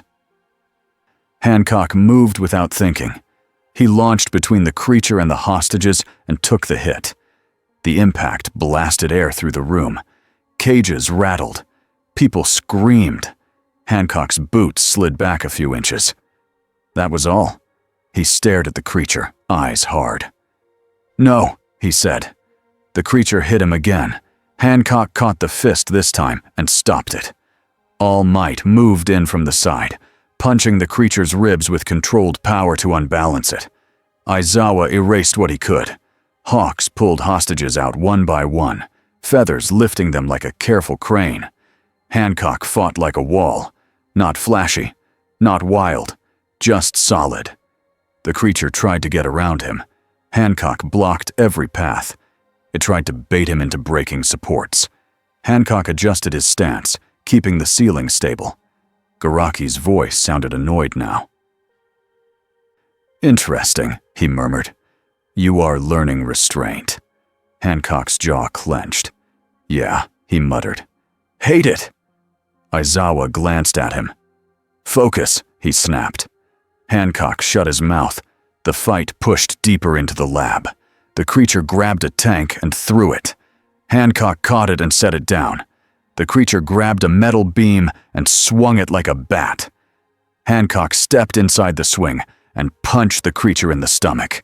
The creature folded, then snapped back up, healing. Hancock realized something important.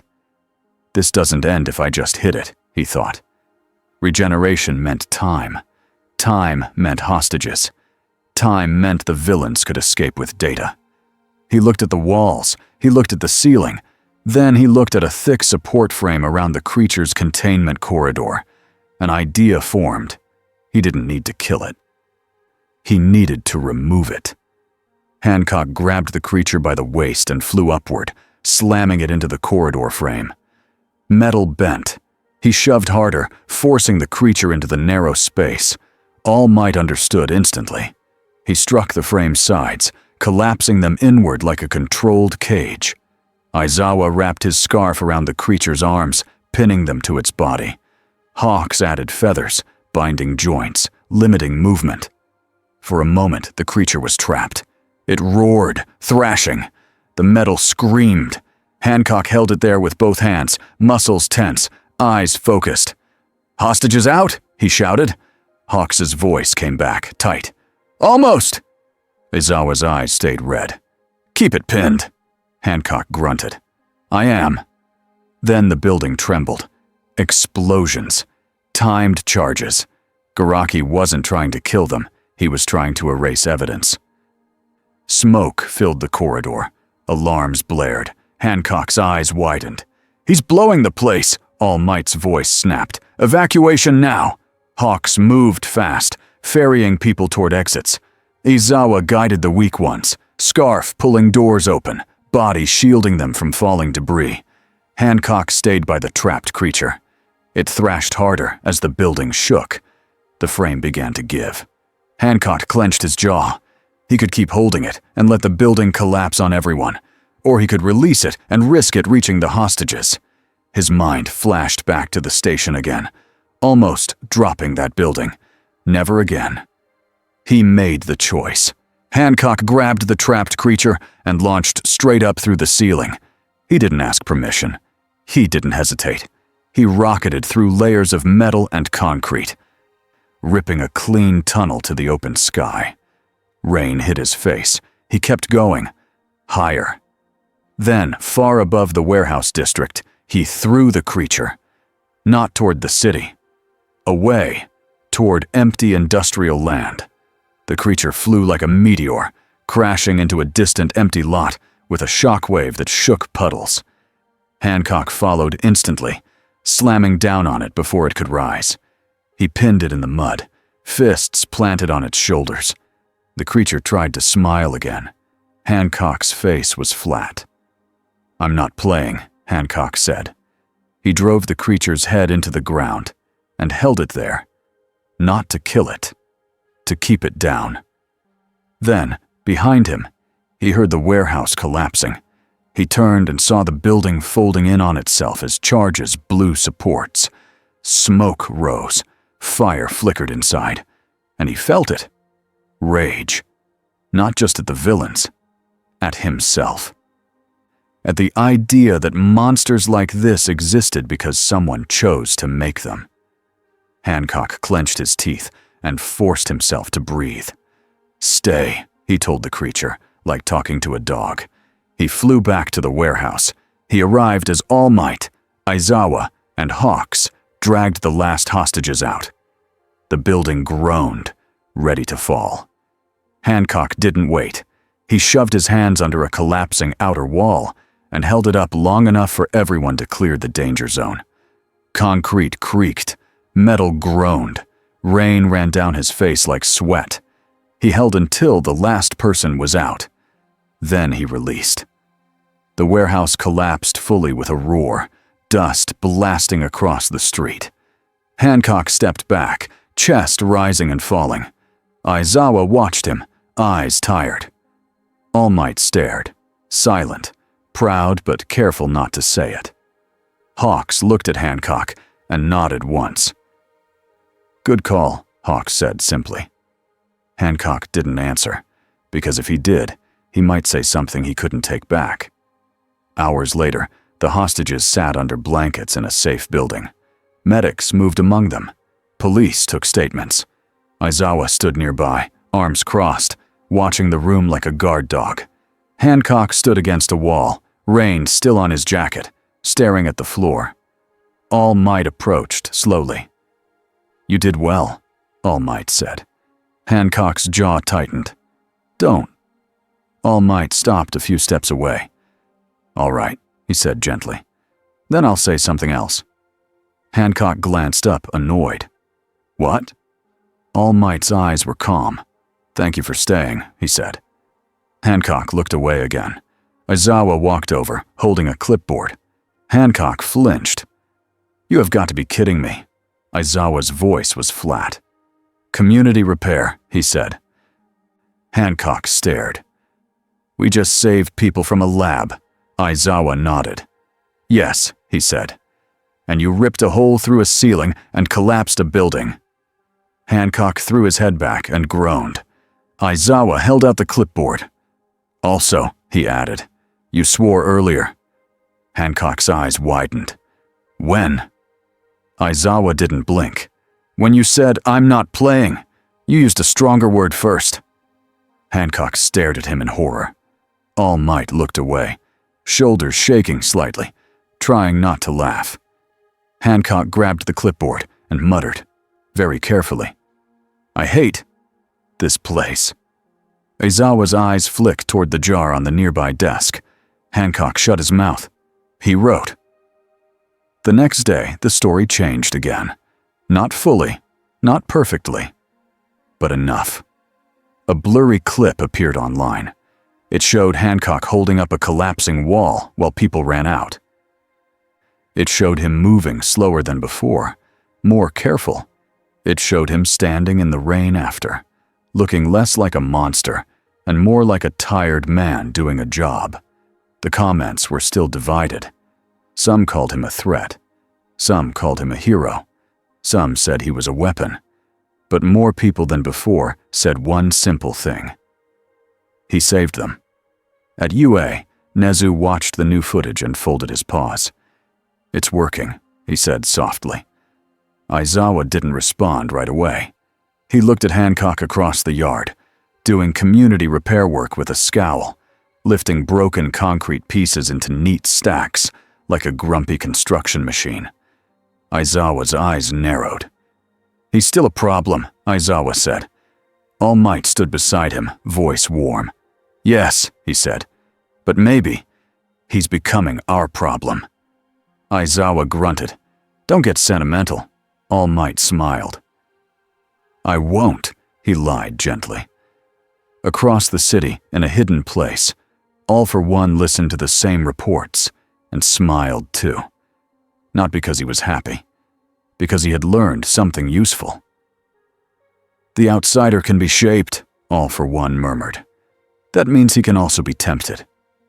In the shadows of the lab ruins, a small device blinked once before going dark. Data had escaped, not enough to finish the work, but enough to try again. And above it all, Hancock lifted another slab of concrete into place, jaw clenched, sober, tired, and still here.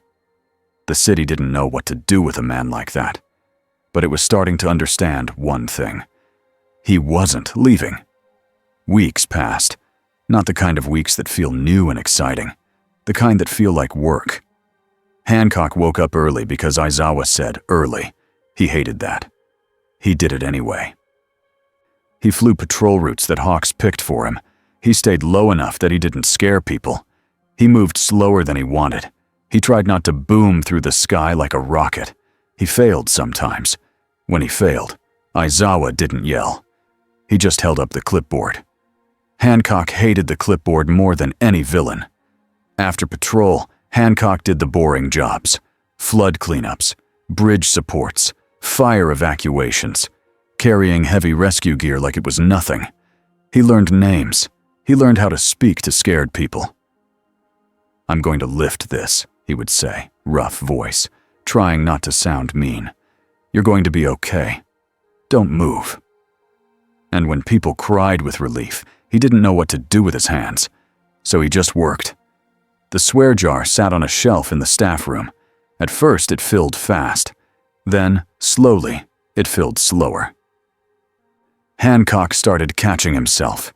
He would inhale, feel the swear ready to jump out, and choke it down like a bad cough.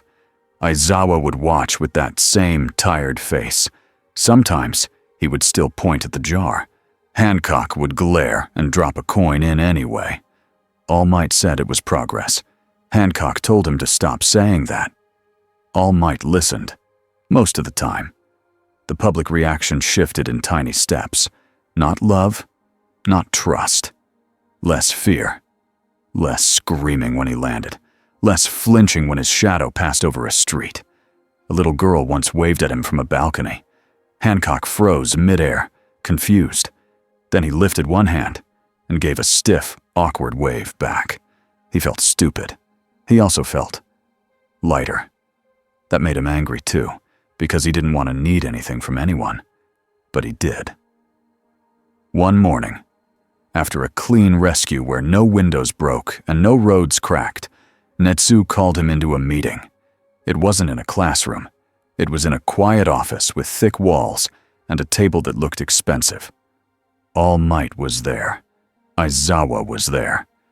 Hawks leaned in a corner like a bored cat, and two commission officials sat across from Hancock like they were looking at a bomb. A folder slid across the table. "Special Provisional Hero Status," one official said, "with conditions." Hancock didn't touch it. Aizawa did. He opened it, eyes scanning.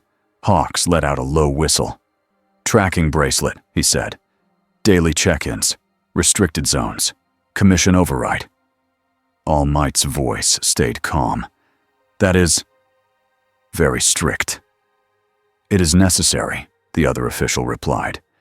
"He is not registered. His power does not fit our system. And the villains have already moved around him. We cannot have a living unknown acting freely."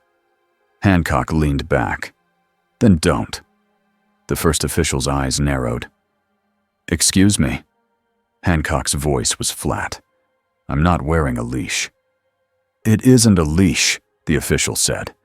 "It is accountability." Aizawa's gaze didn't move. "It's a leash," he said. The official's jaw tightened. "We are trying to prevent disaster." Hancock laughed once, short and bitter. "You mean you're trying to prevent me?" Silence. All Might spoke, gentle. "Hancock, please understand. They are afraid, and fear makes people do harsh things." Hancock looked at All Might. "And you want me to make them feel better," he said, "by letting them own me." All Might didn't answer right away. He chose his words. "I want you to stay here," All Might said. "I want you to keep helping. I want you to have a place." Hancock's throat tightened. Aizawa watched him closely, as if he could see the exact second Hancock's anger turned into pain. Hancock pointed at the folder. "If I sign that, what happens when I don't follow some stupid rule?" he asked. "What happens when your boss says jump, and I say no?" The official replied without warmth. "Then we will act." Hawks's smile was still there, but it looked sharp now. "Act how?" he asked. The official didn't answer. Hancock stared at the table for a long second. He could leave. He could fly away and never see these walls again. But then he thought about the bridge, the hostages, the little wave from the balcony. He exhaled. "I'll do a different deal," Hancock said. All eyes turned to him. Hancock leaned forward. "I'll follow mission rules when lives are at stake," he said. "I'll coordinate with pros. I'll show up when called. I'll stop causing damage like an idiot." Aizawa made a small sound in his throat like, "Good." Hancock continued, eyes on the officials. But I don't do tracking, he said. I don't do you controlling my feet. You want accountability? Fine. You want ownership? No. The officials exchanged a look. One spoke, voice colder. You do not get to set terms. Hancock's eyes didn't blink. Watch me. The room went tense in a way that didn't feel like a fight. It felt like a policy turning into a cage. All Might stepped in, voice firm. He has already proven he will cooperate, All Might said. Under supervision, under clear rescue procedures. We can build a structure without treating him as a prisoner. Nezu nodded, calm. A school can supervise a student, Nezu said softly, and a school can supervise an ally. Aizawa's eyes were flat. We can watch him, he said.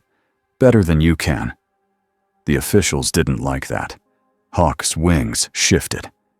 And if you push too hard, Hawk said lightly, you'll get the opposite of what you want. The officials stood. We will review, the first official said. But understand this, Hancock. If you step out of line, we will not ask twice. They left. When the door shut, Hancock let out a breath, like he had been holding his lungs in. All Might looked at him. You did well, he said gently. Hancock's eye twitched. Don't. All Might smiled a little. Understood. Aizawa slid a small stack of papers toward Hancock. Hancock stared in horror. No. Aizawa's voice was calm. Yes, he said. Meeting notes. Incident logs. Your signature. Hancock groaned so loudly Hawks laughed. You know, Hawks said. I've fought villains who were less scary than paperwork. Hancock glared at him. I hate you. Hawks grinned. You're learning to feel. It's great. Hancock picked up the pen like it was a weapon and signed with angry lines. And in a dark place far from UA, someone listened to every detail of that meeting through a chain of quiet informants. All for One heard the phrase, no leash, and he smiled. Because he understood Hancock better than the commission did. A man who refuses control can be trapped by something else. A man like that can be trapped by purpose, or by answers, or by relief. That night, Hancock flew alone over the city. He wasn't patrolling, not officially. He was thinking. He hated thinking. He stopped above an empty rooftop and hovered there, looking at the lights of Musutafu. This world was bright. This world had rules. This world had heroes who were trained, organized, and serious. And still it had monsters in labs. It still had people who used fear like a tool. It still had citizens who could turn on you in one day. Hancock clenched his jaw. Same, he muttered, just cleaner. A whisper of wind moved behind him. Hancock turned. A black fog gate opened on the rooftop like a hole in reality. Kurogiri stepped out. Hancock's eyes narrowed. You again. Kurogiri's voice was polite. Good evening, he said. Hancock didn't move. Close it, he said. Kurogiri didn't close it. Behind Kurogiri, the darkness shifted. All for One did not step out fully. Not like a man walking into a fight. It felt more like a presence leaning forward. A voice filled the air, smooth and calm, like someone speaking in a quiet library. Hancock, the voice said. Hancock's stomach turned. Not from fear of being hurt, from the feeling of being seen. Who are you? Hancock growled. A person who understands power, All for One replied. And loneliness. Hancock's eyes hardened. I'm not lonely. All for One's voice didn't change. You are hovering on a rooftop at night, he said. Alone, thinking about how much you don't fit. That is loneliness, whether you like the word or not. Hancock's fists clenched. Kurogiri stood still, like a doorman. All for One continued, soft and careful. I saw your fight, he said. I saw your restraint. I saw your shame. I also saw your anger. Hancock's voice went flat. "You made that, Lab." All for One chuckled once. "Not personally," he said. "But yes, my side did." Hancock's jaw tightened. "Then you're dead." He moved. He was fast enough to turn a rooftop into a blur. He hit Kurogiri first, trying to smash the warp gate. His fist went through fog. The fog stretched, bent, swallowed motion. Kurogiri's warp shifted, sliding Hancock's strike away so it hit empty air. All for One's voice stayed calm. "Direct attacks won't solve this," he said. "I did not come to fight you." Hancock hovered, breathing hard, eyes locked on the gate. "Then why?" he demanded. All for One's voice softened, as if sharing a secret. "Because the heroes will try to cage you," he said. "And when they do, you will break away. Not because you are evil, because you refuse control." Hancock's eyes narrowed. "I refused them. Not the whole world. All control feels the same when you've lived as long as you have," All for One replied. Hancock froze slightly. "What did you say?" All for One's tone was gentle.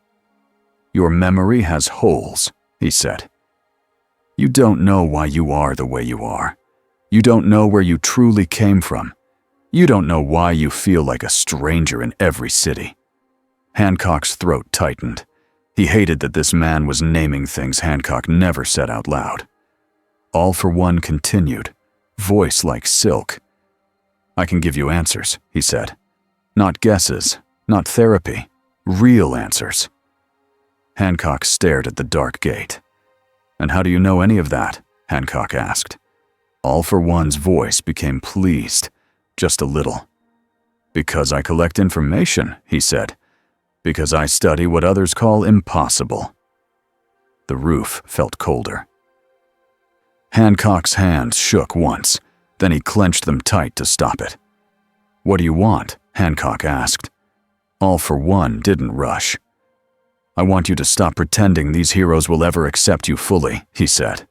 "I want you to stop wasting your strength on their rules. I want you to choose freedom." Hancock's voice was harsh. "Freedom to do what?" "Hurt people." All for One chuckled softly. "No," he said. "Freedom to stop performing. Freedom to stop being judged by children with clipboards and jars." Hancock's eye twitched at jars. All for One pressed gently.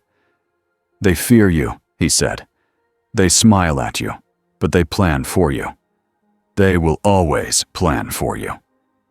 Hancock thought of the commission folder, tracking bracelet, overrides, a cage with polite words. He hated it. All for One sensed the crack and pushed a little more. "You are strong enough to leave," All for One said. "You are strong enough to take what you need. You are strong enough to never feel shame again." Hancock's voice went low. "That's not how it works." All for One paused. Then he offered the sharpest hook. "What if I can send you home?" he said. Hancock's breath stopped. Home. He didn't even know what that meant anymore, but the word hit him anyway. All for One's voice was calm. "Portals," he said. "Tears in reality. You arrived through one. I can open one again." Hancock's eyes narrowed, suspicion fighting hope. "Liar," Hancock whispered. "Test me," All for One replied. "Come with Kurogiri. Speak to me privately. If you don't like what you hear, you can leave. I cannot stop you." Hancock stared at the gate. A part of him wanted to step through just to shut the voice up. A part of him wanted to step through because he was tired of being confused, and a part of him wanted to step through because the hero's world felt like a cage that smiled. Then another voice entered his ear, through a tiny comm device Hawks had insisted he keep for emergencies. "Hancock," Hawks said, low and serious. "Don't." Hancock's eyes widened slightly. He glanced up and saw Hawks on a distant rooftop, barely visible, wings tight, watching, not smiling, watching like a guard. Hancock muttered, How are you always there? Hawk's voice stayed tight. Because you're not the only one being watched. All for One's voice chuckled. Ah, he said. The commission's bird. Hawk's eyes narrowed, but he stayed still. Hancock looked between the gate and the distant rooftop. Then he made his choice. He didn't step forward. He stepped back. No, Hancock said. The word surprised even him. All for One's voice remained calm. No? He echoed. Hancock's jaw tightened. I'm not your weapon, he said. And I'm not your experiment. All for One's tone turned softer, almost sad. Then you will suffer, he said. Because you will never belong. Hancock's voice came out rough. Maybe, he said. But I'm not joining you. For the first time, All for One's voice sharpened just a little. Then you will be tested, he said. Kurogiri's gate widened. Something stepped through. Not All for One. A new Nomu. Bigger than the prototype from the lab. Cleaner. More controlled. Its eyes were clearer, and that made it worse. It moved like it had been trained. It lunged at Hancock. Hancock met it head on. The impact shook the rooftop. Hancock grabbed the creature's arm and twisted, trying to break it. The bone cracked, then healed instantly. The creature punched Hancock in the face. Hancock's head snapped to the side. He didn't bleed. He looked back at the creature like he was annoyed. Okay, Hancock muttered. You're tough. Cute. He slammed the creature into the roof, then into the air, then back down. Fast. Hard. Like a hammer. The creature kept healing. Hancock realized the point. This wasn't meant to kill him. It was meant to stall him. Hawk's voice snapped in his ear. Multiple incidents just started across the city, Hawk said. This is a diversion. Hancock's eyes widened. All for One's voice returned. Smooth again. Exactly, he said. While you play here, others suffer. Let's see what you choose. Hancock's stomach twisted. He looked past the creature, over the city lights.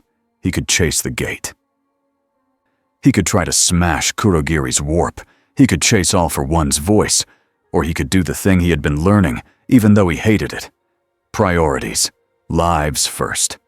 He made the choice in a flash. Hancock grabbed the Nomu by the throat and rocketed straight up, dragging it into open sky where no civilians could be hit by stray impacts. The Nomu thrashed. Hancock didn't care.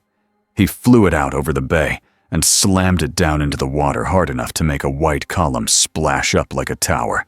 He held it underwater. It fought. It healed. It didn't drown. But it slowed. And that was enough. Hancock shot back toward the city like a bullet. Behind him, the warp gate closed with a soft sound. All for One didn't need to stay. He had already started the real game. Musutafu was breaking into pieces. Not literally, but it felt like it. A building fire in one district, a bridge shift in another, a train derailment warning, a gas main leak, a crowd panic near a shopping street, and then the biggest one. A high-rise under renovation had its support beam suddenly damaged from inside. It began to tilt, not fast enough to be a clean collapse, slow enough to trap people and crush streets when it finally gave. All Might arrived first, huge form landing near the site. He looked up and felt his stomach drop. Too many workers, too many floors, too many ways for this to go wrong. Aizawa arrived with rescue teams, eyes burning red as he scanned for villains. This is planned, he thought. This is a message. Endeavor arrived, flames already moving to contain fire spill. Hawks moved above, directing civilians, feathers guiding people away from falling glass. And then Hancock arrived. No boom, no crater. Just a sharp wind and a man landing like he weighed as much as a normal person. He looked up at the tilting building. His jaw tightened. He could stop the building. He knew he could. But stopping it was the easy part. The hard part was saving everyone inside while stopping it. All Might looked at him and didn't smile. He just said, "Can you hold it?" Hancock's voice was rough. "Yeah." He flew to the leaning side and placed both hands against the building's outer frame. He pushed. Not hard. Steady. The building stopped tilting further. Metal groaned like it was angry. Workers screamed inside. Aizawa shouted orders. "Evac routes! Stairwells! Rescue teams! Go!" Hawk's feathers flew through broken windows, guiding people toward safe exits, lifting the weak ones, cutting obstacles. Endeavor blasted controlled flames to seal leaking fuel lines before they ignited. All Might moved into the building, clearing debris, carrying people out in his arms, smiling through the pain in his body, because that was what he did. Hancock stayed outside, holding the building like a giant brace. His arms didn't shake, but his mind did, because he could feel it. The eyes, the cameras. Drones hovered at a safe distance, filming. A few people in the crowd shouted, "Is he causing this? Is he going to drop it?" Hancock's jaw clenched. He didn't want to hear them. He couldn't afford to stop focusing. A voice came through Hawk's comm channel, hijacking the signal cleanly. "All for one." "You see," the voice said softly, "they still fear you." Hancock's eyes widened slightly, but his hands didn't move. All Might heard it too. Inside the building, his eyes narrowed. Aizawa's teeth clenched. All for one continued, voice calm, broadcasting to every open channel like it owned the air. "Hold tight, Hancock," the voice said. "Hold tight while they blame you. Hold tight while they plan to cage you after you save them." Hancock's breathing got heavy. He held the building anyway. The voice shifted. "And if you drop it," All for One said almost kindly, "they will finally be right about you. Part of you wants that, doesn't it? Part of you wants proof that you are beyond saving." Hancock's stomach twisted. For one terrifying second, the idea felt familiar. The easy road. The road where he could stop trying. Then he heard a different voice, loud and clear, coming from inside the building. A child's voice. "I'm scared." Hancock's eyes snapped toward the shattered windows. All for One's voice vanished under the sound. Hancock swallowed hard. "No," he whispered, "not today." He made a decision. Not about villains. Not about the commission. About himself. "Hawks," Hancock said into the comm, voice tight. "How many still inside?" Hawks's voice came quick. "Third floor stairwell jammed. 10 people stuck. 2 kids." Hancock's jaw tightened. He could keep holding the building and hope the heroes got them out. Or he could do something risky. He did the thing he had learned. He didn't rush alone. "All Might," Hancock said into the comm. "I'm coming in for the stairwell. Tell me exactly where." All Might's voice came back, strained but steady. "South side, 3rd floor, left corridor. Be careful." Aizawa snapped. "If you move, the building shifts." Hancock's eyes narrowed. "I know."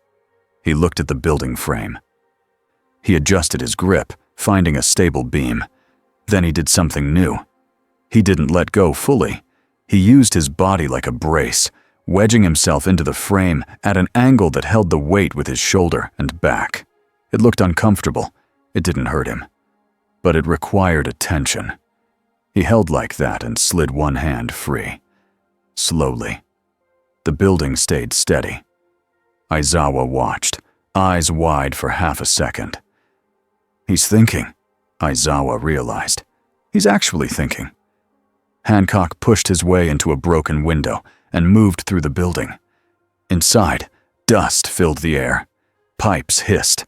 Alarms screamed. Workers crawled under fallen beams. Hancock moved fast, but careful, stepping over cracked floor sections, avoiding sudden bursts of air that could shift debris. He reached the jammed stairwell. 10 people huddled behind a bent metal door. A woman held 2 kids close, shaking. They looked up at Hancock and froze. Hancock's face was dirty with dust. His eyes were sharp. He looked like trouble. "Don't scream," he said quickly. "I'm getting you out." The woman's voice shook. "Are you a hero?" Hancock said, then paused, then corrected himself. "I'm helping." He grabbed the bent door and peeled it open like it was cardboard. People gasped. Hancock crouched, lowering himself to their eye level. "Listen," he said, short and clear. "Follow me. Stay close. Don't run. I'll carry whoever can't move." One of the kids stared up at him. "Are you the flying guy?" the kid asked. Hancock's jaw tightened. "Yeah." The kid swallowed. "Are you going to drop the building?" Hancock froze. His throat tightened. Then he said the truth. Simple. "No," Hancock said. "Not today. Not ever, if I can help it." The kid nodded like that was enough. Hancock led them out. He carried 2 injured workers under his arms like bags, but he kept his steps gentle. He guided the others through a safe corridor and out to the window exit where Hawk's feathers could take them the last distance. Hawk's voice sounded relieved. "Nice," Hawk said. Hancock didn't answer. He moved back toward the building frame. He rebraced himself and stabilized it again while the last evacuations finished. Then, when the building was empty, he finally let go. Engineers moved in. Supports were installed. The city avoided catastrophe. Cameras caught everything. The save, the careful movement, the calm voice, and the moment Hancock answered the kid. All for One's voice didn't return. Not because he couldn't, because he didn't need to. He had seen the choice. Hancock was no longer easy to push into a breakdown. That made him dangerous. And to All for One, dangerous didn't mean strong. It meant hard to control. All Might emerged from the building, breathing hard, holding a rescued worker. He looked at Hancock, eyes serious. "You did it," All Might said quietly. Hancock's voice came out rough. "We did it." Aizawa walked up, clipboard in hand. Hancock's eye twitched. "Don't." Aizawa glanced at the building, then at Hancock. "For once," Aizawa said, "the damage report is acceptable." Hancock blinked. That was the closest thing to praise Aizawa could give. Hancock didn't know what to do with it. So he did what he always did. He grunted. "Yeah." In the crowd, a man shouted, "He saved them!" Another voice shouted back, "He almost broke it!" But the first voice was louder this time. "Did you not see him go inside?" And then, in the strangest twist, the crowd began to clap. Not everyone, not perfectly, but enough. Hancock stood still, dust on his face, rain starting again, and stared like he didn't understand what clapping was. Hawks landed nearby, looking at Hancock with a small smile. "Careful," Hawk said. "You're becoming popular." Hancock's mouth twitched. Gross. All Might stepped forward and addressed the cameras, voice steady. "This man helped save lives today," All Might said. "His name is Hancock." Hancock's eyes widened. "Hey." All Might didn't look at him. He kept speaking.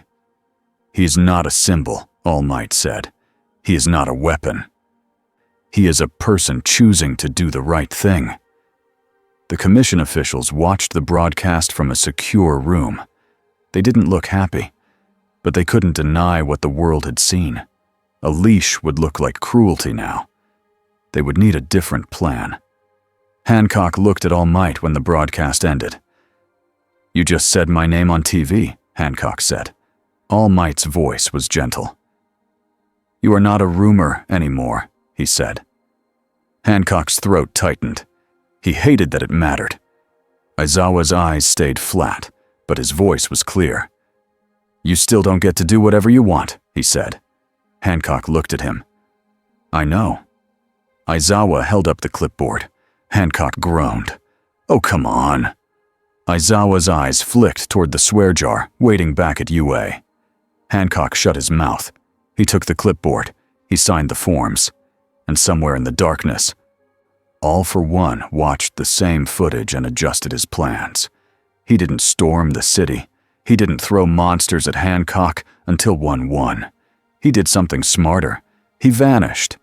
Because the best trap isn't the one you spring right away. It's the one you build while your enemy thinks the day is over. And the day wasn't over. Not for a world with quirks. Not for a man who fell through the sky. That evening, Hancock sat on the roof of a quiet building near UA. The sun was low. The sky was orange and clear. The city looked peaceful from up here. It wasn't peaceful, but it looked like it. Hancock held a bottle of water. Water. He stared at it like it was an insult.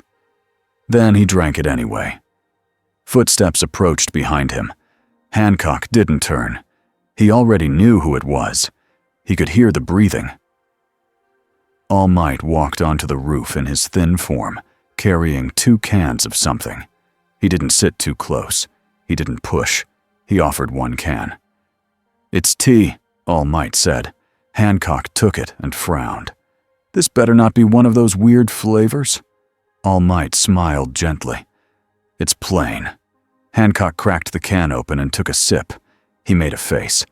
"It's fine." All Might sat beside him, leaving space between them. They watched the city in silence for a while.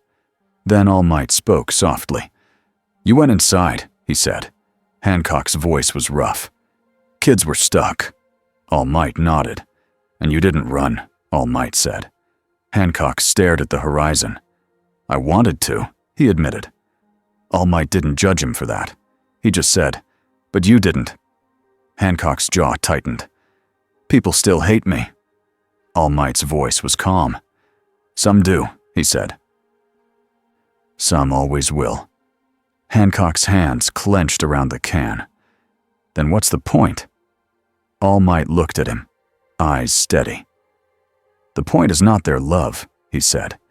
"The point is the people who live because you showed up." Hancock stared down at the streets. A patrol car rolled by. A hero hopped across rooftops in the distance. A kid's laughter echoed from somewhere below. Hancock's throat tightened. He said quietly, "I'm still messed up." All Might nodded like that was normal. "So am I," he said. Hancock blinked, surprised. All Might smiled a little. "We just keep going," he said. Hancock let out a slow breath. He looked at the swear jar sitting nearby on the rooftop ledge. Aizawa had insisted Hancock keep it visible, even up here, like it was part of training. Hancock stared at it, then at All Might. "This is torture," Hancock muttered. All Might laughed softly. "It's structure," he corrected. Hancock's mouth twitched. "Same thing." All Might's smile faded into something gentler. "The world has changed," he said, "because you are here." Hancock looked away. "Yeah," he said. "Lucky them." All Might didn't argue. They sat in the quiet. Then Hancock stood, walking to the edge of the roof. He looked down at the street where he had once slammed into the city and made a crater. He could still picture the dust, the fear, the sirens. Now he pictured something else. A kid's face, a simple question, and his own simple answer. Hancock swallowed, eyes fixed on the city lights starting to blink on. "Tomorrow," he said, voice low. All Might looked up at him. "Tomorrow?" he asked. Hancock nodded once. "Tomorrow," Hancock said again, as if saying it made it real. "I do better tomorrow." He didn't smile, but he didn't sound empty either. He lifted off the roof slowly. No boom, no show. Just a man choosing to stay. Behind him, All Might watched the dark sky and whispered, almost to himself, "Good."